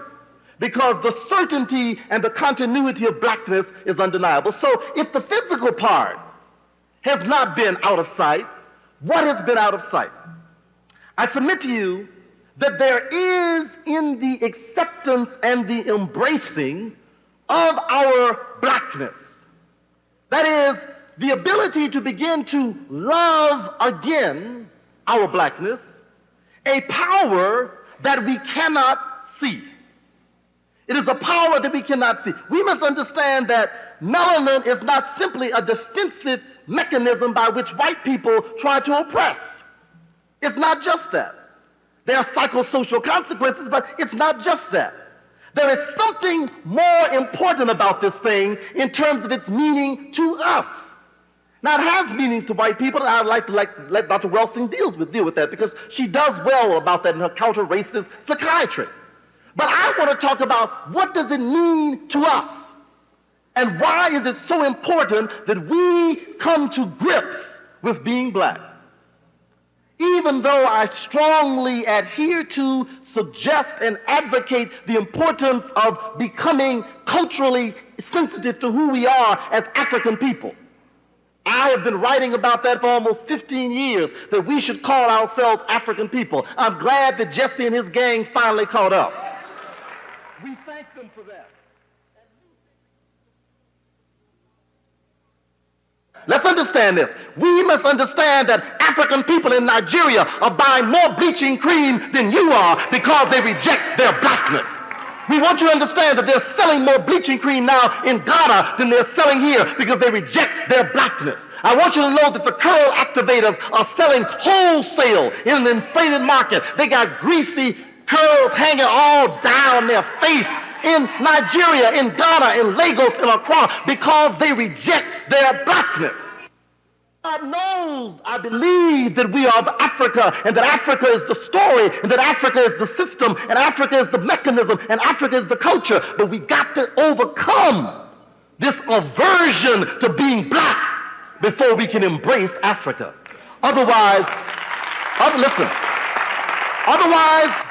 we will face the symbolism. Otherwise, we will embrace the artifacts, but we will not embrace the life of accepting ourselves as a nation of black people.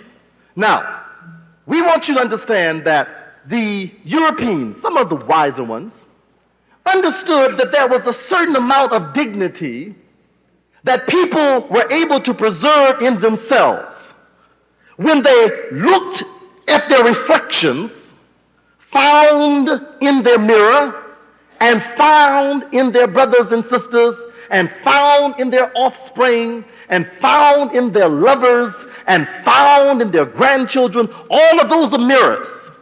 And the Europeans understood that people were empowered by seeing what they loved in the faces of themselves. And therefore, it was necessary to make us begin to see in the faces of ourselves something that we hated, something that we thought was ugly, something that we thought was distasteful, something that we thought was remediable, something that we identified with our lowly economic, political, social state.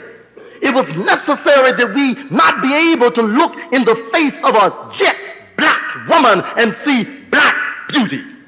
It was necessary that you not be able to look in the face of a black man and see something that was implicitly beautiful, and not by exception, but by necessity. You know, we have this old thing about, you're the prettiest black girl I ever seen, as if it is absolutely impossible to be black and attractive. Now, we understand we have a wide range of colors, but the acceptance of the brown, the red, the high yellows, all those variations we have, is predicated on whether or not we have come to grips with accepting the black among us. Because in that is the empowerment. Now, why? Melanin, in addition to everything else that it is biochemically, is an organ of consciousness. Melanin is an organ of consciousness. The eyes are an organ of consciousness. They let in light to the body. The brain, of course, is our most advanced organ of consciousness. It is the way by which we know that we know. The skin represents a certain capacity to perceive a reality that's known as touch. And I submit to you that the reason that melanin biologically is found in the neural crest is because out of the neural crest grows all of the mechanisms in the body that are responsible for consciousness. Now, please do not be as naive as our Western sons and daughters who believe that somehow the brain is the mind, who confuse the computer with the builder and the programmer of the computer, who somehow in their simple-minded conceptions think of the mechanism as being the thing. Let us understand that the mechanism is not in the thing, even though we do have a mechanism. And I submit to you that this melanin concentration, this melanin pigment that not only colors all of us, but even when it is not visibly present, its concentration permits us a certain kind of consciousness. What kind of consciousness is that? Well, in the very earliest articles that began to be done on the functioning of melanin, Phil McGee was one of those first writers in Voodoo IQ. He laid out the idea that the mechanism for ESP, the mechanism for telepathy, the mechanism by which we feel that which we do not see, the way that we know that which we do not know. In other words, the mechanism of intuition that some Westerners have identified but have not been able to show the mechanism for, mainly because it was not operating at a high level within their own biochemical makeup. The reality of it is that the mechanism for that is in melanin. Now, how do we know that? We know that because we've been able to demonstrate that those people who have those concentrations are able to do certain kinds of abilities. They've been able to connect that to show that messages are actually transmitted across that. But it's also a bigger picture than that. We've often talked about this thing that African people have, that is we refer to as the basis of African ontology, is I am because we are. Now, what does that mean? Does that mean we are socialist? No, not in the political sense of the word. We don't give any kind of preeminence to the state. But there is this undeniable, intractable interconnection that African people hold with each other. There's a strong sense that we are because we are. There's a strong sense that we have no sense of ourselves unless we are hooked up with the community. And everything that we do tries to reaffirm the connectedness with the community. I'm talking about African people in their right minds. You see, I'm not talking about the crazy ones. I'm not talking about folks who want to go to a tree house and meditate on leaves. I'm talking about African people who are African people are always engaged in this interpersonal thing that is so much a part of who we are. And most of us philosophically understand I am because we are. But where or is there a mechanism for it? Well, let's see. Language, of course, is something we share, but language emanates out of our individual mouths. Thoughts and ideas and awareness, those things emanate out of our individual perceptions of who we are. We can talk about things that we see that sort of bring in the outside, but what is it that has to do with consciousness and awareness that we share generally among ourselves? Where is the mechanism for transpersonal consciousness? Now, what is transpersonal consciousness? Transpersonal consciousness is that whole ability to know collectively rather than individually. Transpersonal consciousness is that group awareness, the awareness of ourselves as black people, ourselves as African people, ourselves as a community of people. Where is the mechanism that ties us together not only in terms of the events of history, but the psychophysiological, spiritual connectedness between the here and the now? I submit to you that melanin is that mechanism. It's almost as if we have eyes that we share together. It's like ears that we share together. But not only is that mechanism of melanin which bathes each of us, if we are black, that does that, but it is the fact that it is not only transpersonal, but it is also transtemporal. That means that the blackness came from mama and daddy and grandmama, but the blackness also comes from the origin. From way, way, way, way, way back, blackness has been there. In fact, blackness was there when we started. Blackness was there in the 18th dynasty and the not-so-black dynasties. Blackness was there at the mouth of the Nile when civilization began, and when it wasn't. It was there in the Sudan. It was there in Ethiopia. It was there in Mali, Songhai, Timbuktu. It's always been there. The blackness has been that thing that has continued across time. Blackness has been the continuation of what's there. And blackness is the thing that not only ties us all together in a shared consciousness, but it ties us all together with all of those who have ever been black since the time of blackness began. So, look what happened then. When you reject blackness, you reject access to history. You understand? When you reject the black face, when you reject the black skin, when you cannot feel an intensity of a love and affiliation and attraction to your own black self, when you can't look at your little black baby and say, oh, you black thing, I love you. When you can't look at your black woman and your black man and your black mama and see in her black beauty, not because she's black, but loving her without blackness being a barrier. Until you've been able to penetrate that level of self-rejection, you will not be able to penetrate the time zone.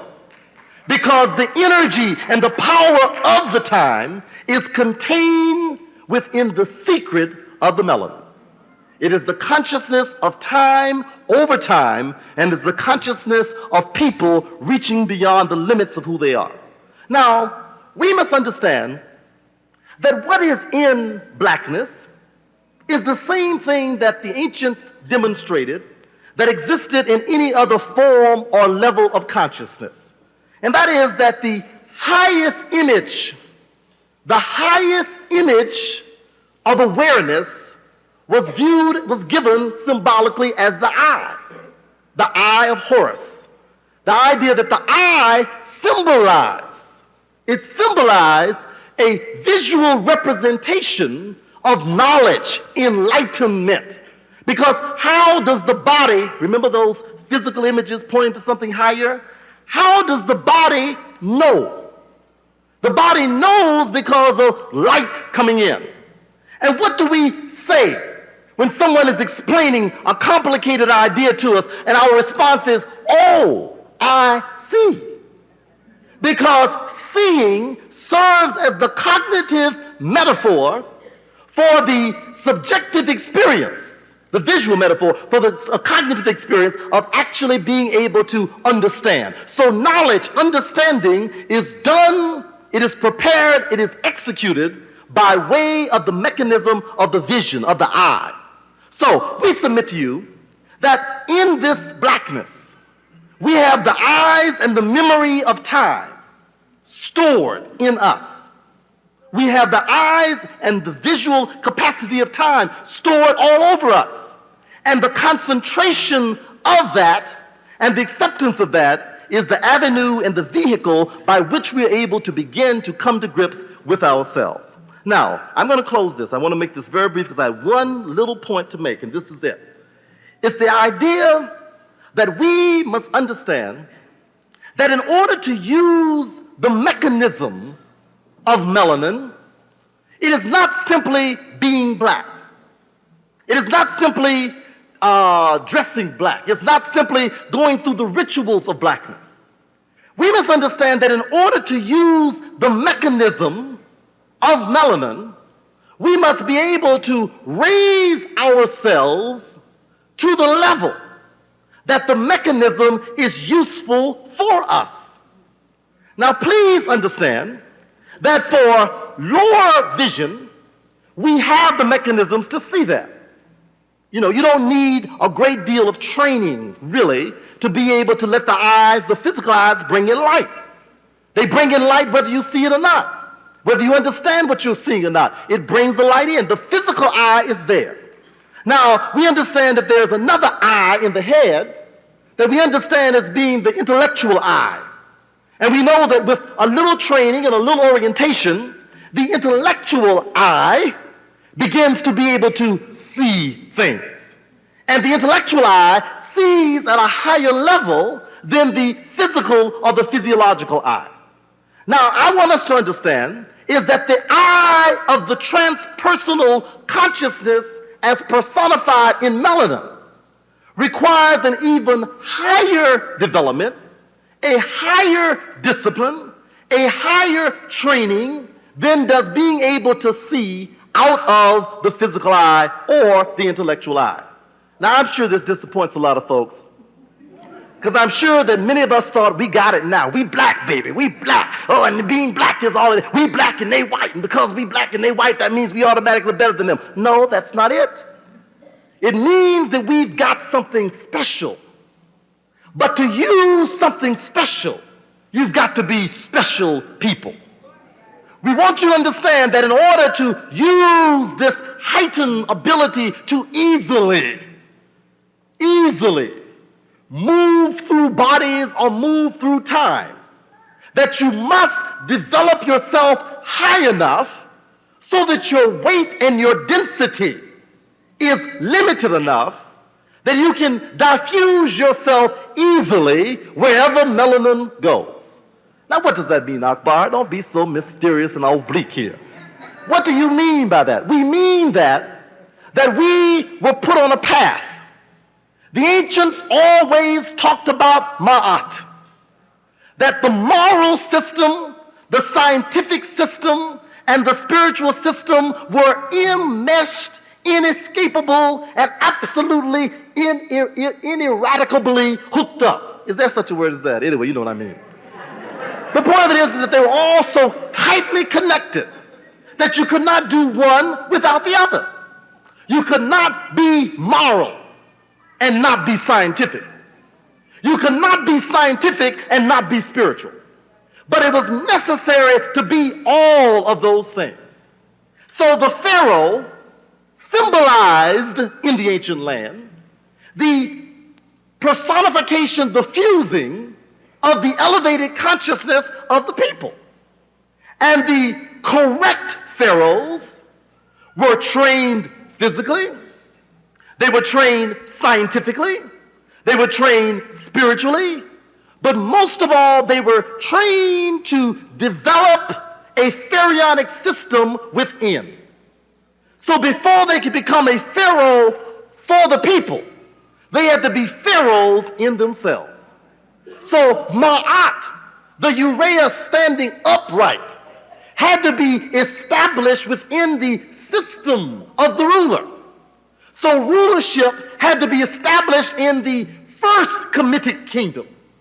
The Kemite kingdom that had black arms and black legs and black eyes and black feet and black knees and black elbows. That's where the first Kemitic kingdom was.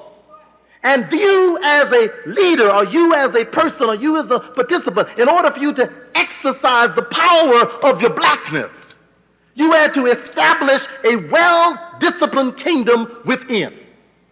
So that meant that in order for you to access higher power, you had to be of a higher form. You couldn't do it drunk. You couldn't do it, listen, you couldn't do it assuming that everything that gave you life had to be sex. You couldn't do it trying to find an insatiable gut. You couldn't do it if everything of the lower plane was demanding your attention, demanding your energy, demanding your responsibility. We aren't talking about nice, good, bad stuff. We aren't talking about that level. We're talking about morality as a science. We're talking about if you want to access higher power, you got to go up to a higher plane. Now, if you want to deal on a lower plane, then deal. I mean, there's all kind of bestial things that can be done on a bestial plane. If you don't believe me, look at America. Watch Search for Tomorrow, The Edge of Night, Dynasty. They have a good time. They get down. They act just like cats, dogs, animals, and all kinds of strange. You can deal on that level and get lots of benefits from doing so. But if you want to draw energy from the Sirian star system, you got to get to the highest mountain so you can see the sprinklings of the stars. If you want to draw energy out of the ancient tombs of the ancient dead, of the ancient Kemetic Valley, of an ancient time that is long past, and access to the symbols to even get in can't be reached, you got to move closer to that in time. How do you do that? You must jump on the spaceship of time, the spaceship of blackness, and slide through the time capsule. Blackness is the time capsule. Ride the time capsule back to the origin of yourself, and in doing so, you can't do it overweight. You got to do it the right size. You can't do it horny. You got to have all numbers in check. You can't do it high on nothing. The highest high is the high you were given. The highest plane you can ride on is not a rock, it's not the dust, it's not the coke, it's not the reefer, it's not the LSD, it's not the ganja, it's not the ganja's mama, it's not the poppies, it's not the peyote. It is blackness will ride you wherever you want to go. If you go, listen, when you go out in space, they tell us that out in space, once you've reached beyond the reflective light that hits the earth and gives us an appearance of light, you have nothing but blackness everywhere the eye can see. So if you want to know about space that reaches in the depths of space, in the depths of time, you got to go there in the time capsule, which takes you way out into black space, which is in the black self. Now you can't do that unless you raise you up. So I got bad news for you, brothers and sisters. Confused. Don't be confused about people talking black talk and living white filth. It's not going to work that way. It will not operate that way. You must, in fact, exemplify that you're struggling. Ain't none of us perfect. I told you to begin with. It takes a long time. But that's no excuse not to try. And if you want to access what we are talking, you see, either we are talking about something big or we ain't talking about nothing. And if we are not talking about something that's bigger than the sanctified church, if we ain't talking about something that's bigger than getting on a plane and riding over to Mecca, if we are not talking about something bigger than the pharaohs had 4,000 years ago, if we are not talking about something bigger than a sphinx that is being decayed by a world that has polluted the atmosphere and disrupted it and is bringing down even the stone that has stood for these thousands of years, if we're not talking about something bigger than a pyramid that stands in the middle of the desert where Arabs run around getting your dollars and dimes to ride on camels to look at the stones you put together, if it ain't no bigger than that, let's just get a plane ticket and be black. But if it is bigger than that, that means that we've got to use the symbols as access to the higher power that's ours. Brothers and sisters, the answer is really easy.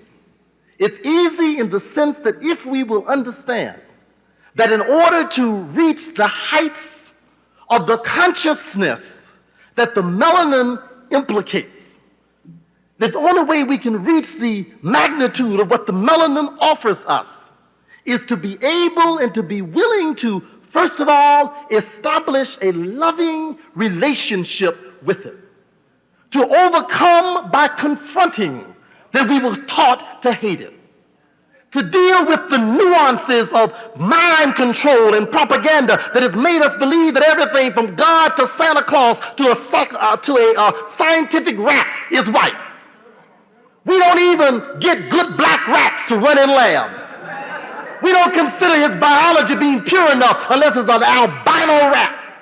We have no desire, no love for any of those things that represent us. Only when we come to understand the power and the dignity of this blackness, that's the only way we can begin to move the curtain of ignorance back and stop jiving and start dealing. Now, the other part is the importance of out of that love comes commitment. You see, when you love black, it's bigger than an individual. And even though I may love you greatly, I love us more. And even though you may mean a lot to me personally, all of you mean much more to me collectively. Because I know that in you, in us, is contained all of the solutions to all of the problems that need to be solved. And in this limited lifetime that I might be here, or my wife might be here, or even my own biological children might be here, there's no way to make it all happen. But if all of us are all striving to make it happen, it will happen. And that's where the commitment has got to come from. And after the commitment, the work has got to come. Day-to-day work on ourselves, building the knowledge, correcting our faults, correcting our shortcomings, bridging the gaps, making sure that there's always black love that's operating, holding us together, cementing us together, driving us constantly. Whenever we get mad with each other, go back and find out, are we mad because we are hating ourselves because we are black? Are we hating the consequences of blackness? Or are we hating the consequences of whiteness? Let us love who we are and always try to bridge the gaps that keep us divided. And as we begin to manifest in our actions and in our work and in our hard strivings, the same things that the ancients manifested as they worked day in and day out, making sacrifices to the higher images that kept alive in them the aspiration for transcendence and ascendance.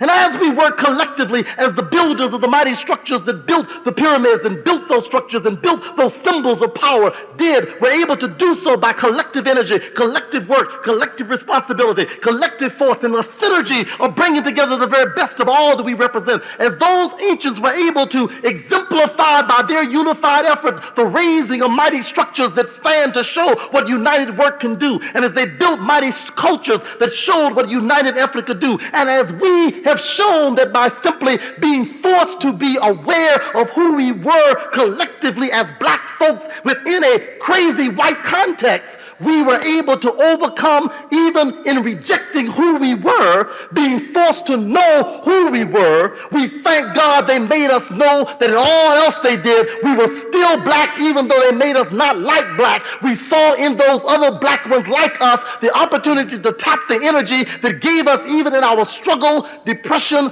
oppression, and deprivation, the spiritual power to be able to transcend even the bullets of destruction that were geared towards destroying our awareness of who we were.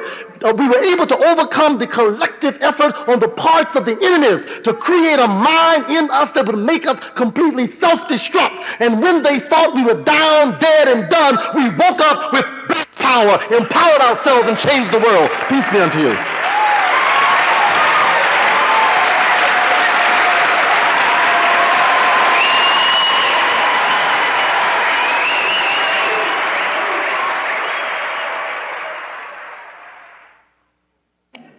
Peace. I'm not going to come. That's okay. Thanks. Yes, Sister, peace be with you. Peace, brother. I'd like to know, what is the training that you're speaking about? Okay. What do we do? How do we reach out to our brothers and sisters who are still Negroes? Okay. And, yeah, how do we reach out and what do we do? Okay. The first step is to reach out to each other who think we are black. You see. And I think that, you see, the cadre must be with those initially who've made a conscious decision. You see, the thing about human advancement, that it requires a conscious decision. Conversion, even though people particularly in the church, have been made to believe that it is something that happens to you, that overcomes you. In reality, conversion is a conscious decision to submit to what you feel. So the force of submission is always there. But you have to make a conscious decision. Now, what that tells us is that in order to make a move, to advance ourselves, we must make a conscious decision to do so. Now, what happens? Once you've made a conscious decision and join with others who've also made a conscious decision, then your work becomes to build those kinds of indicators, those kinds of bright lights and signposts that begin to draw those in the darkness to the shore, where you've established a refuge for the conscious, you see. So the question is, what do we do with our study groups? What do we do with these conferences? What do? We must do in these opportunities when we come together with each other is structure, hammer and nail up structures that begin to broadcast, that blows the bugle, blows the horn, say, hey, we over here, come on, check it out. Now, this is not a process where you can go around and choke the truth in people. You can beat them, you can cuff them. You know you tried, some of y'all married to people, trying to get, man, you know, come on, baby, I don't want to be bothered with that black mess. You black me to death. I don't want to hear that. I mean, it's hard. I mean, you eating in the same, out the same plate, sleeping in the same bed. Can't get them to wake up. So it's not something you can force on to people. This must be a conscious decision. All of you who are here got here because somebody had a sign up, had a light up, had a tape on, had a book on, had a speaker they want you to hear, want you to see something on TV. Check this out. Look at this. See this. And that's because people were building, putting up things that served as an attractive force to bring people into that awareness. So my answer to that, sister, is that we build each other by working together collectively to do what we must do, and we get those who have not yet come to where we think we are going by constructing those kinds of things that will bring them that way. And the interesting thing is, you see, is that the structures won't stand if they're not valid. Only the valid structures will stand. And the valid structures will stand, they will strive, they will thrive, they will be attractive, and people will come in to see what's going on. You know, flowers have these incredibly beautiful, seductive pistils and stamens and all kind of floral things. Just beautiful. Drives hummingbirds crazy. Makes a bee go mad. Got to get to the honey. And I'm saying that as we begin to build these beautiful structures in our character, in our relationships, in our institutions, in our research, in our work, we begin to put this flower garden that attracts all the bees to come on and get some of this nectar of self-awareness and self-consciousness and the awareness of the God that gave you who you are so you can get back to yourself. So that's the way I think it's done. I wanted you to speak on some more practical ways that we could raise our level of consciousness, whether, you know, having to do with diet, whether it have to do with anything like that. And also, I wanted you to speak on different ways that we can become more disciplined. I mean, it's easy to talk about being disciplined, but exercises and things we might associate ourselves with that would help us become more disciplined. Okay, you know, we say all the time that all of the religious systems came out of African systems. We say Christianity did it, we say that the Hebrew religion did it, we say that Islam did it. But at the same time that we say that, then we start condemning them and eliminating the whole system without trying to look then, if it came out of our thing, what is it that's left of value and what is it that is of no value? Where is the benefit of those things that came from us? We say there would be no Christianity if there had not been an ancient Egyptian religion. We say there had been no Islam if there had been no ancient Egyptian religion. So the question is then, since we are finding so much difficulty in completely reviving and replicating what preceded these systems, if these are derivatives of those systems, let's use our enlightened wisdom to find out what is here that is still correct as opposed to what is still wrong. Now, if the 10 Commandments represent a condensation of the 41 negative confessions, then that must mean they must still be correct.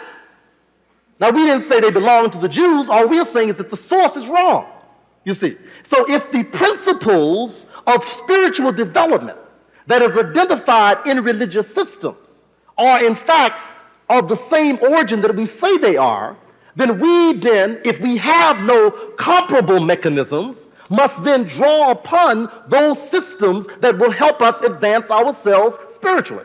Okay? Now, if that's the case, then let's look at some of those things. Now, every one of these religions, Islam, Christianity, Judaism, speaks very highly of the need for fasting. as a mechanism of spiritual advancement. Every one. Not only do all the religious books say it, and of course we know it's in the Eastern or Oriental religions too, but it's also taught by all of the metaphysicists. All of those people who teach metaphysical growth tell us the benefits of fasting, you see. Now, if fasting then works, why not fast? You see, and start worrying about, well, that's in the Bible. So what? It's a lot of good stuff in the Bible. There's a lot of good stuff in the Quran. And if you wise fool, take out the wisdom and leave the mess. You see, it's the fool who somehow drinks the whole thing down when he knows part of its poison. Now, if you don't know how to distinguish it, you're right, leave it all alone. Don't bother with none of it. But if you are growing in wisdom, you should be able to take some selections of things that value. Now, we then know that spiritual advancement requires us to refine appetites. And refining the appetite is done by controlling the appetites that compete with control over us. So fasting then is a mechanism for doing that. And it can be done in various ways. Religions prescribe it in different ways. You have to find a way that will work for you in this context and make that do. Another thing, the principle of charity is a principle that we find manifested in all aspects of life. And we find that all forms of life give up something. And their greatest benefit comes from what they give up. I mean, trees give up their leaves, and the sun gives up its heat, and the water gives up its moisture, and everything gives up something. Well, we must learn to systematically learn to give up some of what we value. Why? Because as we give up some of what we value, we begin to release ourselves from the karmic anchor that Ishmael Jamil said that keeps bringing us back to redo what we don't need to do no more. Okay? Now, that's Judaism, that's Christianity, that's Islam. Now, if I'm an anti-black, anti-African blasphemer by saying that, so be it. Because these are the same mechanisms that the ancient priests used. They're the whole process of serving each other, giving service to each other. Being a servant to each other is a discipline. It takes patience, it takes time, it takes work. But every time you get stronger in patience, you become stronger in consciousness. Every time you don't feel you've got to have that new pair of shoes, you get stronger in character. Every time somebody who needs is able to get strong from what you give, you've gotten greater strength for you and for them. So the mechanisms are there. Pick and choose. Do what I do. I get a little bit of the good stuff out of all of them. You know, sometimes you may see me meditating like a yoga, like a Buddhist. Other times you'll see me praying like a Muslim. Other times you may see me like singing a song like a good old Christian. Other times you may see me engaging in the personal discipline and management of the physical and material world as a means of creating a symbol on earth that will prepare me for a kingdom a kingdom on high in the spiritual sphere, as the Jews do. So you will see me working in every sphere of activity, drawing the best from all those religious systems, because I think there's in all of them, as we all know, is the kernel and root which we put there. None of them could exist unless they were built on what we put there. And I've got to trust the fact that by testing, using the light that has been put on up here in this visual system that has come to life between my eyes, I can pick out what I need and leave the crap alone. That's my suggestion. Very basic truth, which was that melanin never went out of style, which is to suggest, obviously, that if we accept it as truth, that it was inevitable that we would at some point come together with that body of knowledge and hopefully advance it. To go one step further, you also referred to the neural tube. Neural crest. The neural crest. Neural crest. The neural tube, which gives rise to the neural tube, from which all neural systems develop. Mm-hmm. If that is the case, and we assume that contained in that neural crest, neural tube, neural ectoderm, neural invagination development, we have the presence of melanin, then it's safe to say that melanin is found throughout our entire body, at least throughout our nervous system. Yes. which suggests to me a whole series of controls and networks throughout the body. Could you touch on, if you will, some internal signals that we might submit to or that we might rely upon to bring us more in touch not only with ourselves but with each other? That is, those things that we can submit to emanating from us internally to get that signal about our existence and our effort, to develop that existence. Okay, let me put forth an hypothesis. I wholly maintain that the mechanism, as I said in my presentation, the mechanism of intuition and consciousness, and conscience is contained in the melanin mechanism. That is that those internal cues, you see, intuition is something that does not come to us by way of any identifiable sense vessel, if you will. It is something that emanates from within, you see. And I'm submitting to you that what emanates from within has been sensed by that consciousness capability that's in melanin. I would also go on to say, and I think there's some connection between the melatonin and serotonin, that kind of stuff. I don't understand that language very. I don't speak that particular language. But I'm also convinced in that, in the same way that regulates certain kinds of cycles, it also, I think, regulates the dream network.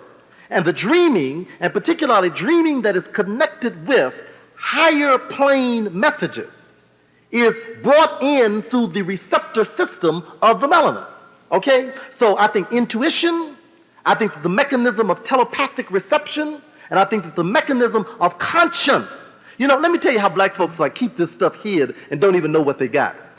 You remember how our grandparents, maybe you don't, this is a new generation, I don't know how to use these illiterate, but some of you remember how grandparents and parents used to say to you, boy, you know better than that. Even when they hadn't told you, they just sort of look at you like you do something you don't have no business doing, and then they say, you know better than that. And I remember very early my children, even before we'd said no and spanked hands, sensitivity that even our grandparents, our elders knew was there.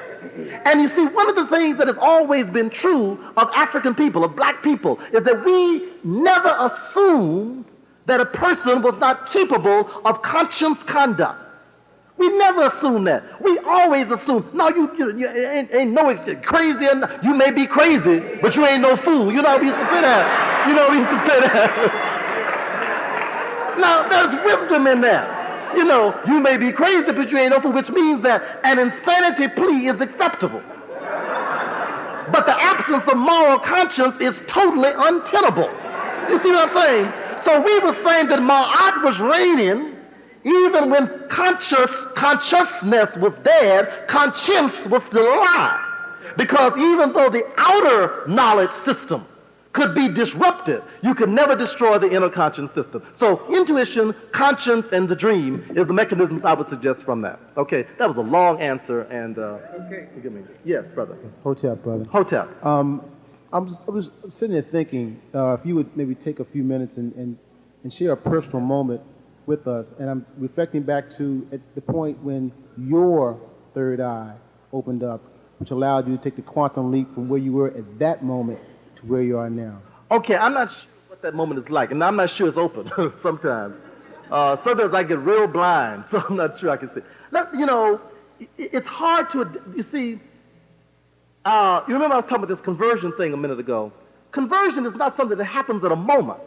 It's a gradual, it's a growth process, it's an evolution, I would have to identify a whole series of incidents that have occurred that have brought me increasingly to an awareness that there were things operating that were not clear to me in previous consciousness that is now clear to me where I am now. So I can now see from a plane that I couldn't see from before. Go ahead. But still, at some point, a decision had to be made that the effort, time, perseverance, commitment that it would take to let me tell you when I sort of identify as the change for me. And it goes back to that whole issue of making a commitment. One of the things that Elijah Muhammad represented in his program was he was a confrontation with blackness. He says, here is yourself. Take it or leave it. And what I was struggling with at that time was whether or not I was seriously committed or caught up with the fad of the 60s. You see, was I in a transitory thing, or was I convinced that this thing is life or death? That the lives of black people was what I was committed to. Now, what he offered symbolically was an opportunity for me to look at myself to find out, was I willing to take on the personal responsibility of giving up the wine bottles, giving up the partying, taking on a decision of a certain kind of discipline in order to be of service to my people. Okay? Now, it took me a long time to make that decision. A long time. I fought it like mad. I mean, I loved the party. There were other things that I did that were fun, and it was a struggle. But at the point that I decided that, okay, I'm going to try to do this. I'm going to try to do this. That decision for me opened up the beginning of the kind of growth that I've continued to go on, you see. Now, that was the mechanism for me. I'm not saying that's the whole mechanism for you or anybody else for me, but it was that confrontation with whether or not I was going to make that choice about my life or not that personifies for me the moment of change. And it wasn't a moment, it was a period of change, and the growth has been continuing since that time. Now, I don't know. Something might have come along from some other direction at a later date. I just don't know. But certainly what I heard Malcolm saying in those days about Elijah Muhammad, what I heard Elijah Muhammad saying about himself, what I heard Minister Farrakhan suggesting about Elijah Muhammad, what I was seeing the nation doing at that time, the schools, the newspapers, the network, the economic system, everything I said black people needed, they had. Everything. Everything. A mythological system, a symbolic system, an educational system, a whole concept of history that was theirs, an educational system nationwide, a national newspaper network, a national trucking system, an import mechanism, all of the economic, political, social, spiritual, you name it, cognitive, emotional, all the stuff I thought that we needed was there. So either I was going to go out there and try to reinvent the wheel, or see if there was some way I can understand how they got all this stuff that everybody was talking about we needed. And my commitment was to go and to study that, and I've continued to study that. I've certainly expanded myself beyond that too, but still that ushered in the growth that I'm very grateful that I've always continued to maintain. Okay. Yes, sir. What is our time? We still good? Okay. Yes. Being a student at a university run predominantly by Africans, I find it utterly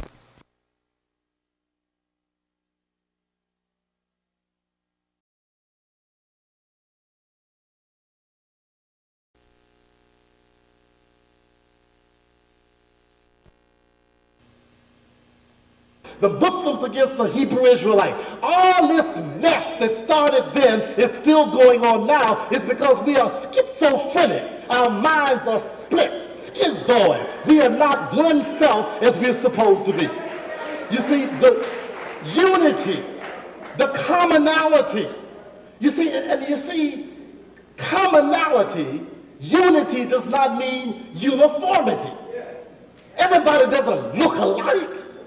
In fact, a part of what makes the unity so deep is that everybody is bringing in a unique contribution to the unity.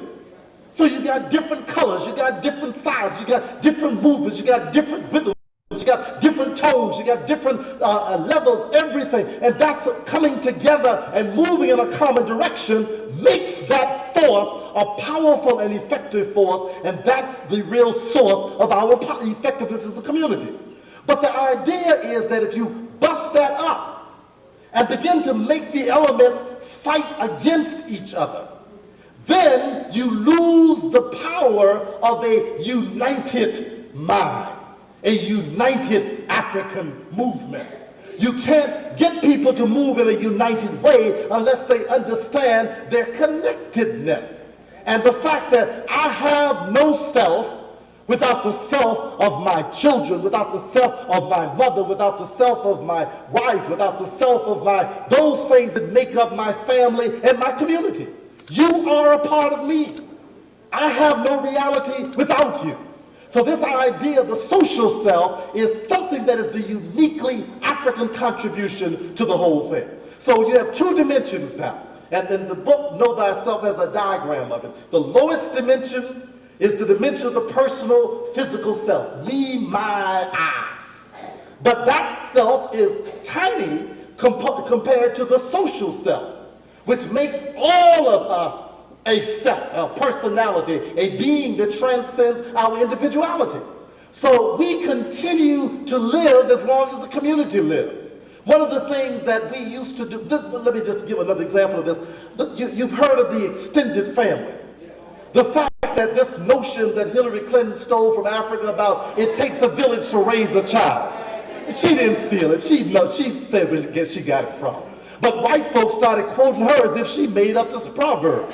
But this idea of it takes a village to raise a child is this recognition that as a community, we always understood it ain't your children. You don't have children by yourself. Your children are my children.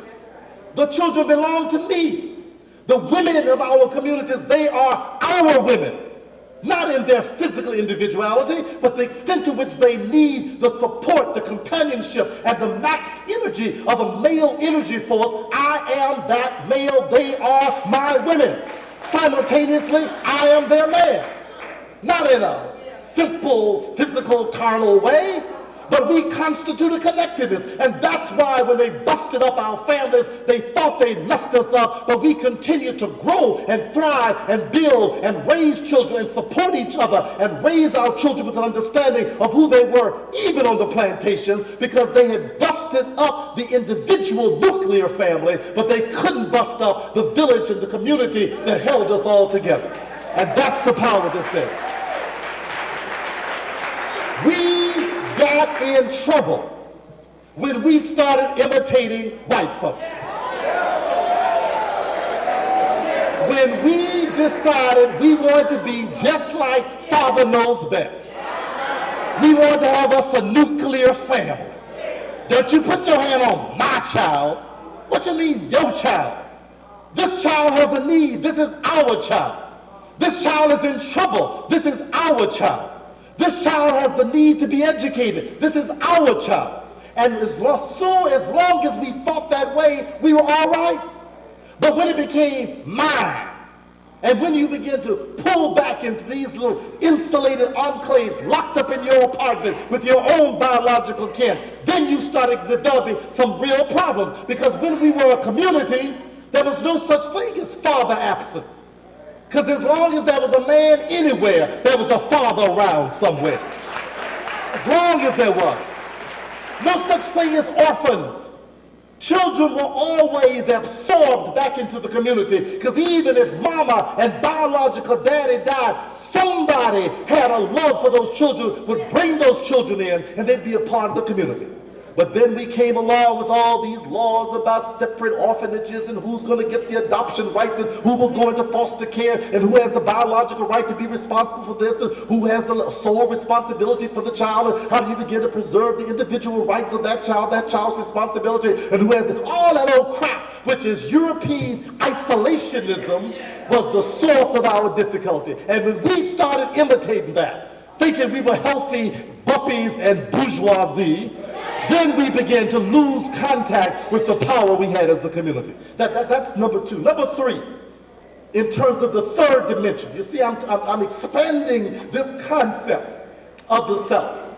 And it's going bigger and bigger, and we wanted you to understand that all of it's you. All of it's you.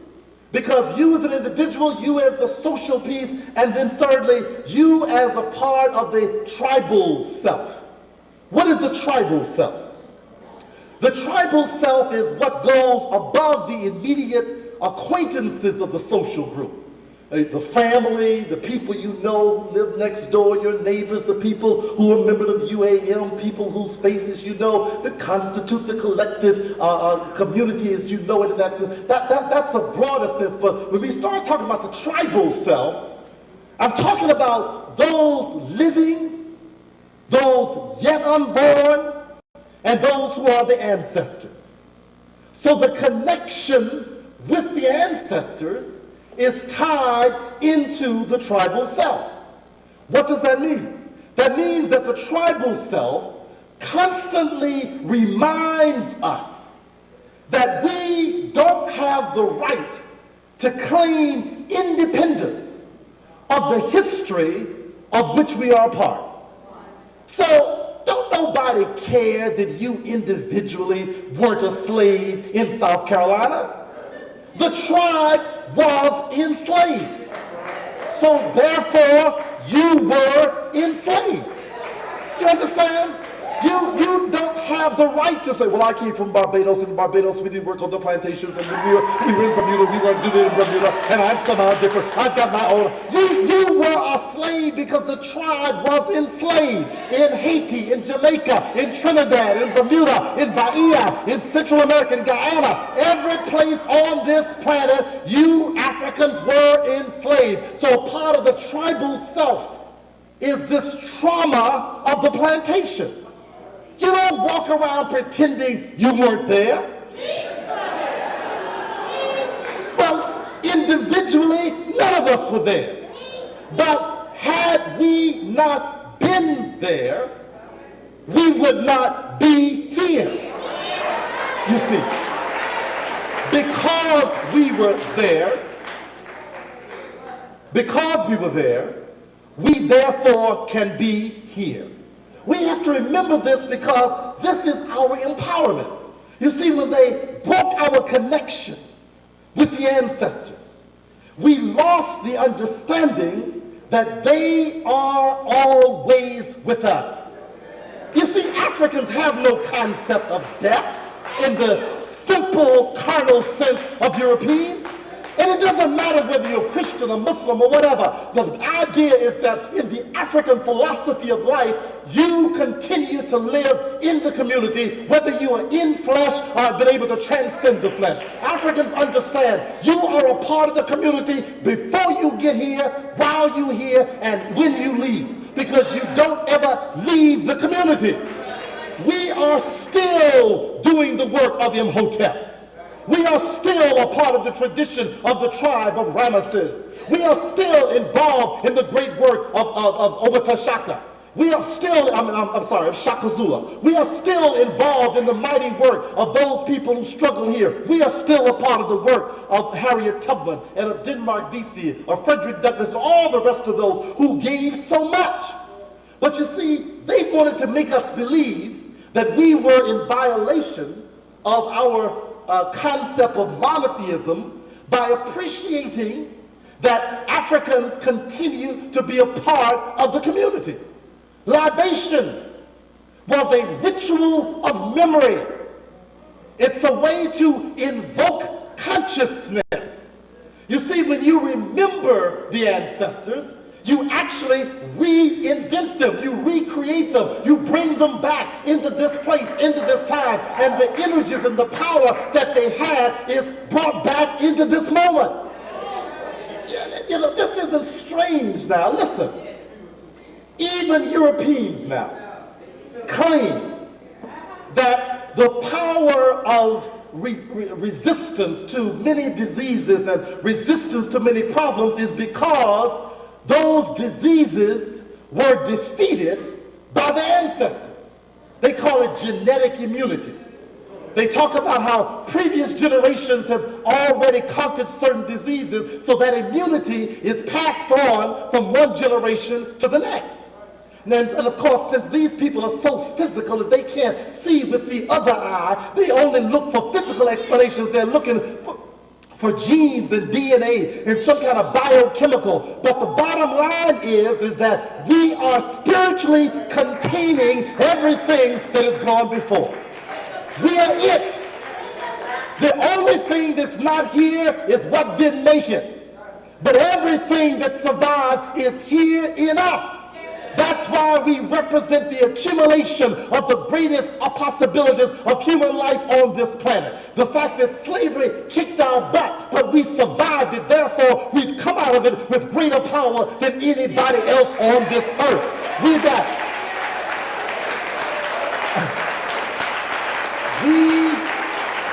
are a tribe. Now you say, well, like, what about those of us who mix. I got some Iroquois in me. I got some Blackfoot and some Creek in me. In fact, my great-great-granddad was a Scotsman, and I got some Irish in me too. Well, that's your problem. You understand? Those ancestors are being remembered in the culture. The European culture is constantly remembering their ancestors. Why do you think you got a pocket full of dead white presidents? That's European ancestral worship. Why do you think they've got all these white folks' pictures in every courthouse and all the universities and the corporate headquarters? You come in there, big dead white folks all over the wall. And they are always being reminded that the ancestors are here. And then you start getting strange and peculiar. Well, I don't do this ancestor thing. I don't worship my ancestors. Well, you're the only one. You see, that's why you are so weak. Because you've lost connection with the angels. You've lost connection with the jinns.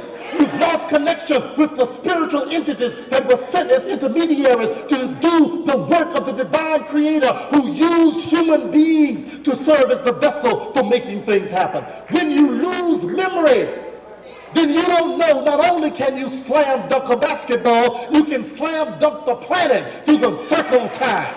You don't realize that the same healing power that Imhotep has, we still have. You don't realize that the mathematical and architectural minds that built the pyramids based on a spiritual blueprint are still operating with us. You don't realize that the powerlessness of our enemies who attack our bodies but didn't bother to somehow destroy our minds, their power continues only as long as we give them the power over our bodies and abdicate the power of our minds. We don't understand who we are because we have forgotten. We have forgotten the tribal self.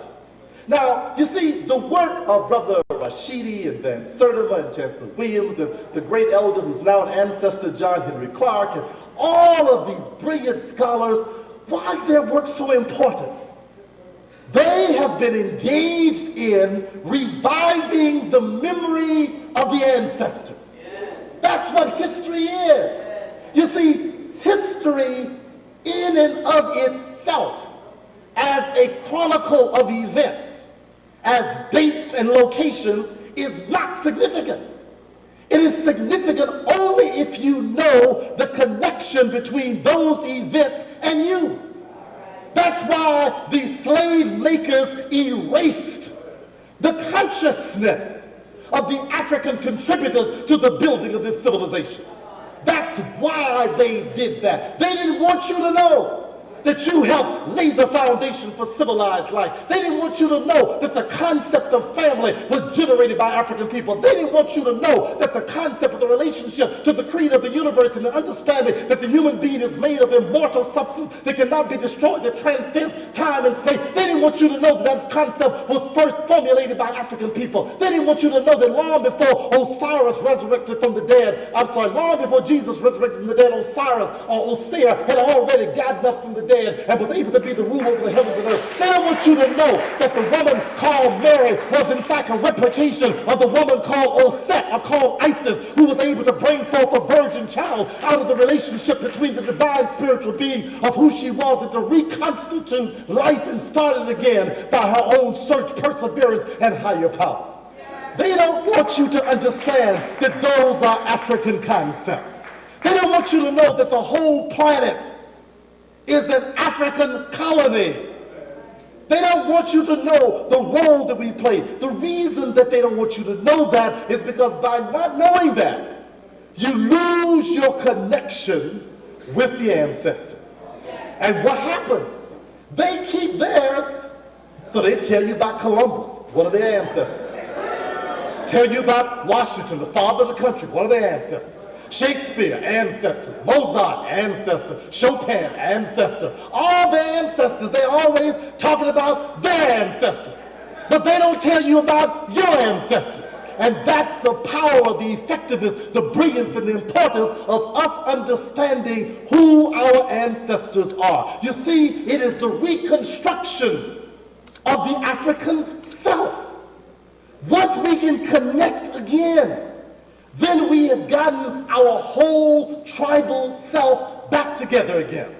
We have reconnected with the higher dimension of who we are. And once we gain that, we are in fact equipped to engage in doing those things that have already been accomplished and to understand our power to do whatever we need to do. You see, the only reason that, as Chairman Maddox was saying, the only reason that we continue to beg white folks is because we don't believe we can do it. We don't know the tribal connection.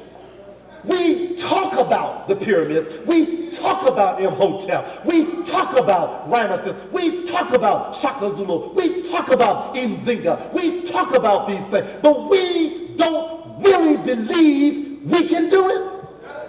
Because if we believed we could do it, that would reconnect us with the power of that tribal self that would equip us to do whatever we need to do.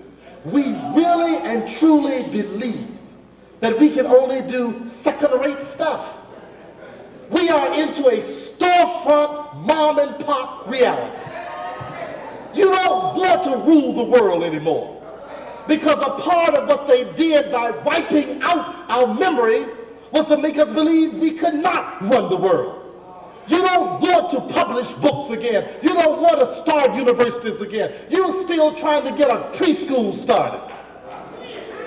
We gave the world the concept of universities, and here you are trying to get a grant to start a preschool. Why don't you pull together the power of your ancestral self, your social self, and your personal assets, and go on and put together whatever you need to do? But you see, this is a psychological problem. Let me tell you. Do you know that no one could stop us today if we started our own university? Do you know if we decided to start certifying ourselves to do what we needed to do, don't you know that nobody could stop us? Don't you know that if we mastered what we needed to master in knowing ourselves, there would be nothing that could be done to stop us? Now, I know it's hard for you to believe that, because we get so overwhelmed by the surface, by the tangible, and not understanding the integrity, the power, the indivisibility, and the strength that rests in the social self and in the tribal self. So I want to suggest to you that the power of self-knowledge is reconnecting with those things. Not reconnecting with them as things that happened, but reconnecting them as things that are happening. Understanding that these were not just predecessors, these are participants.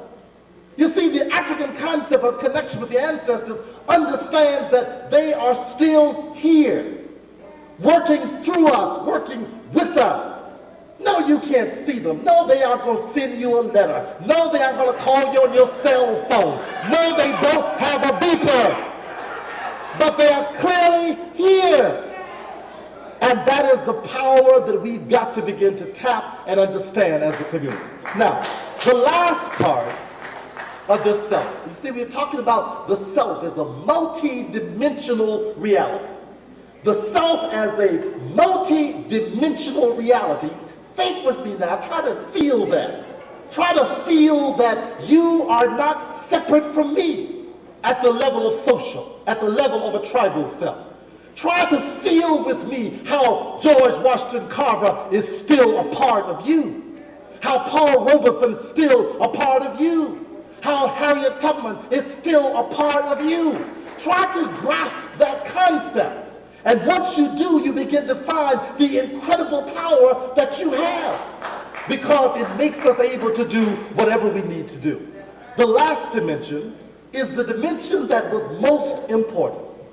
And it is the one that Africans constantly remind ourselves of within the confines of our culture. And that is the simple idea that God is in us. That God is in us. Akbar, what you talking about? How is that big? Well, it's a simple thing. We are emanations from a divine created source. We are, when I say emanations, that means in the same way that every piece of energy on this planet is an emanation from the energy of the sun. We are emanations from the power of the Creator. Now we know that Genesis in the Quran talks about it, it's about Adam being made in the image of God. That's cool. That's a nice metaphor. But what it is really saying is that God continues to exist in each and every one of us. We are carriers of the energy of God. We are spirit in our essence. We are fundamentally spiritual entities encapsulated in flesh. This is our space suit. The space suit that we have to wear for 30, 40, 50, 60, 70, 80, 90 years, whatever period of time. It's just a spaceship, a space suit. We have to breathe on this atmosphere, so we need nostrils and lungs.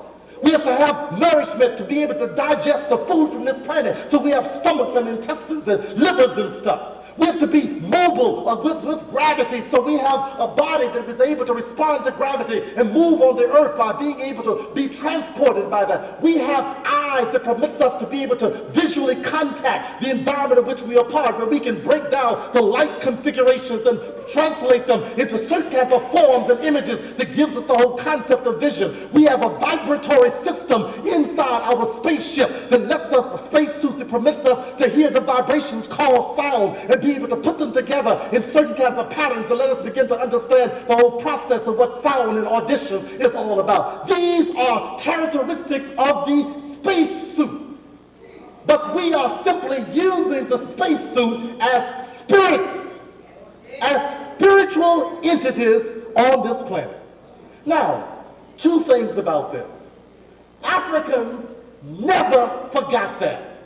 I don't care if they were Muslims, whether they were Yoruba, whether they were traditional African religious practitioners, whether they were Christians, whether they were Jehovah's Witness, whether they were Catholic, didn't matter.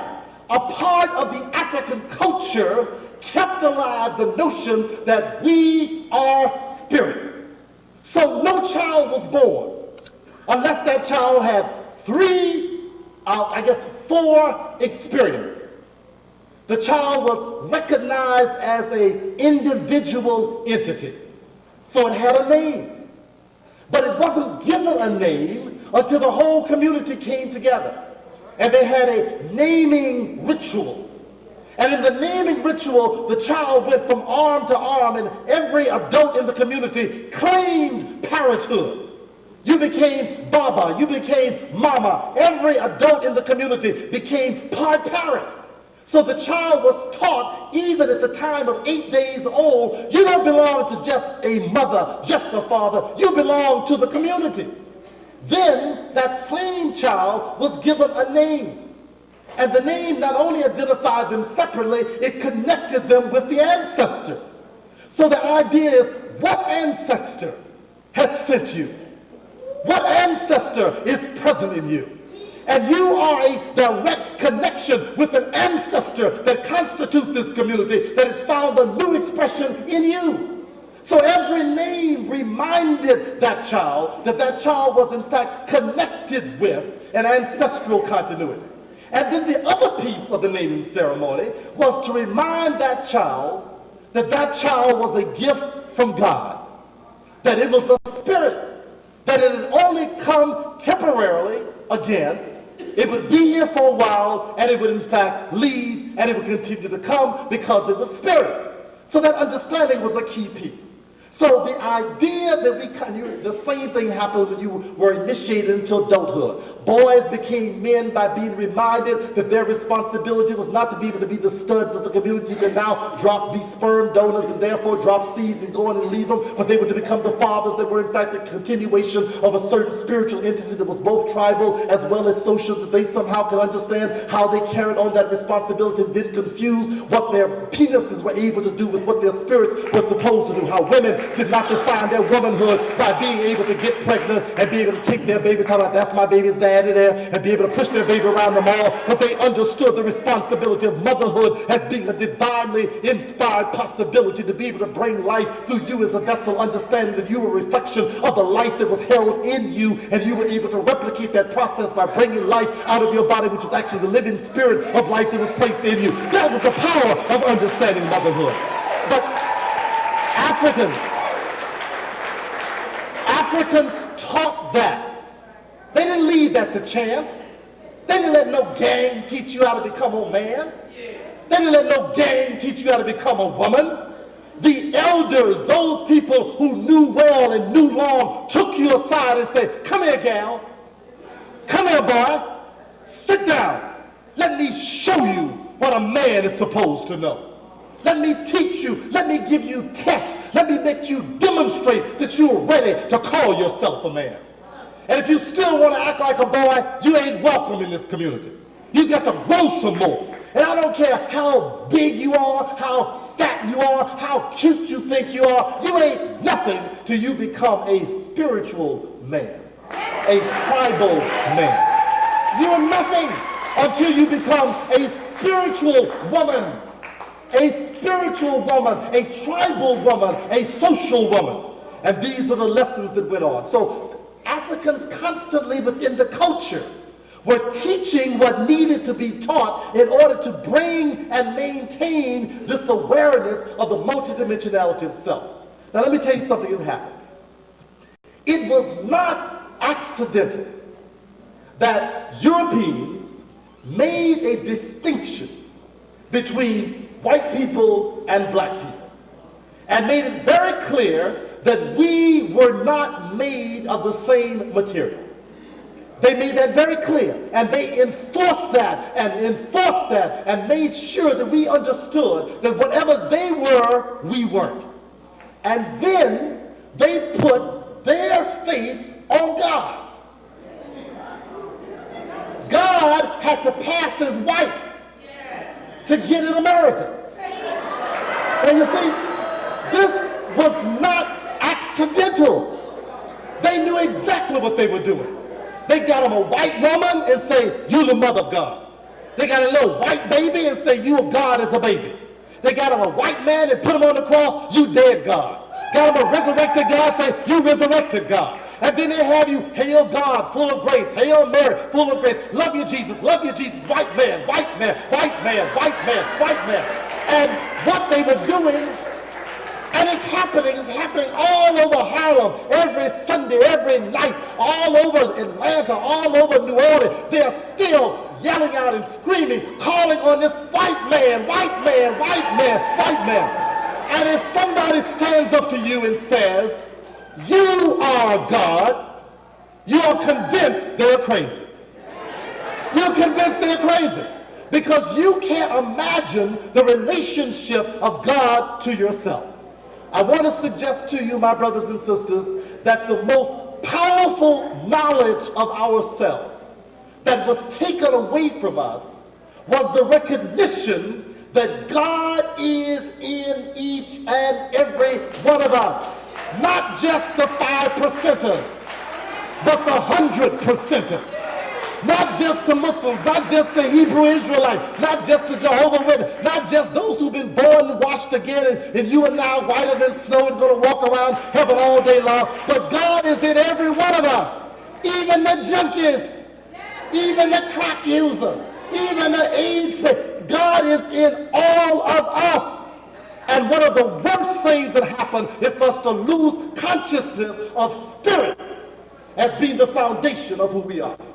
Now, what I'm giving you is not a religion lesson. This is a psychology lesson. This is understanding how the psyche of the Saku, because you see, Saku was an African concept. Read Light from Ancient Africa, one of my other books. Saku is an African concept that came from the people of Kemet. And Saku was the concept of soul or spirit representing the identity of the human being.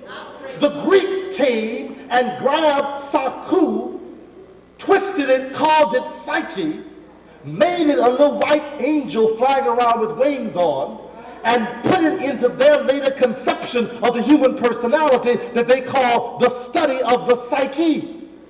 But it wasn't that psychology, logos of the soul, or logos of the psyche. But they really had taken the word saku.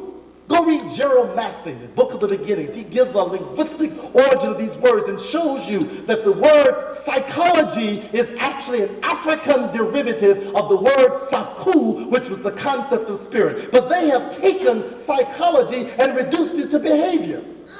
They believe that all you are is how you look. They've reduced the human makeup to some brain work, some hormones, and to what your behavior happens to be on any given day. They took away the idea that you are God walking on the planet in the flesh of a human being that gives you the power to do what God can do working through you. And the idea of putting their white face on God was to erase the memory, to wipe away the consciousness of the highest dimension of who you were. Brothers and sisters, I'm through.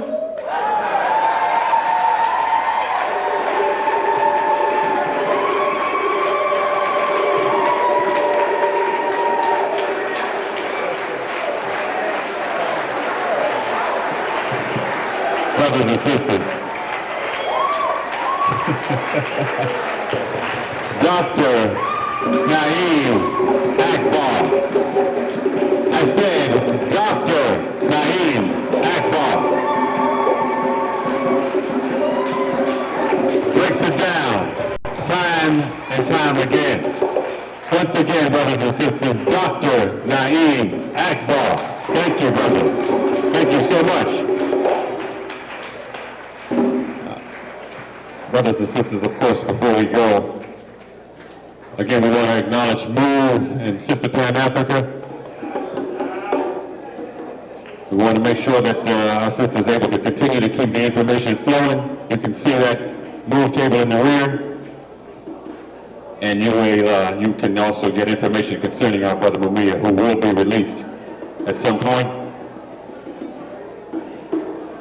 And of course, brothers and sisters, if you have the ability to please, Hotep.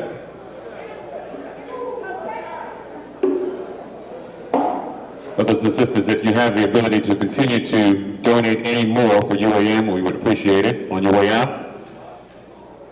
And we again thank you all for making this a successful forum. We would like to give acknowledgement to our brother Elambe Brath, if he's still here.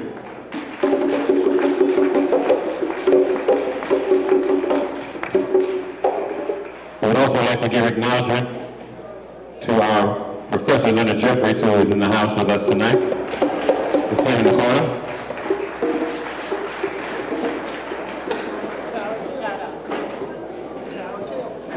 And of course, our sister Carol Taylor.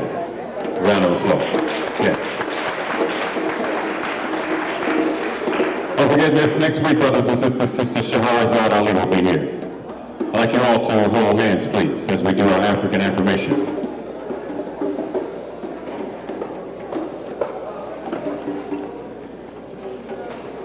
Brothers and sisters, we thank the ancestors for allowing us to continue to have these weekly forums and protect us, and of course protect all the brothers and sisters who come to these forums and drop this heavy, heavy information on our power that we have disconnected from.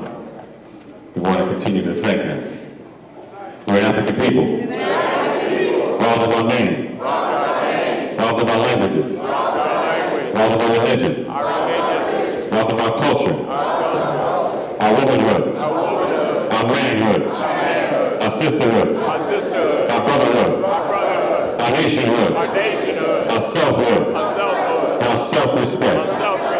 But we shall rise, never to fall again. Up the winding race. You can accomplish what you will. No justice, no peace. No justice, no peace. No justice.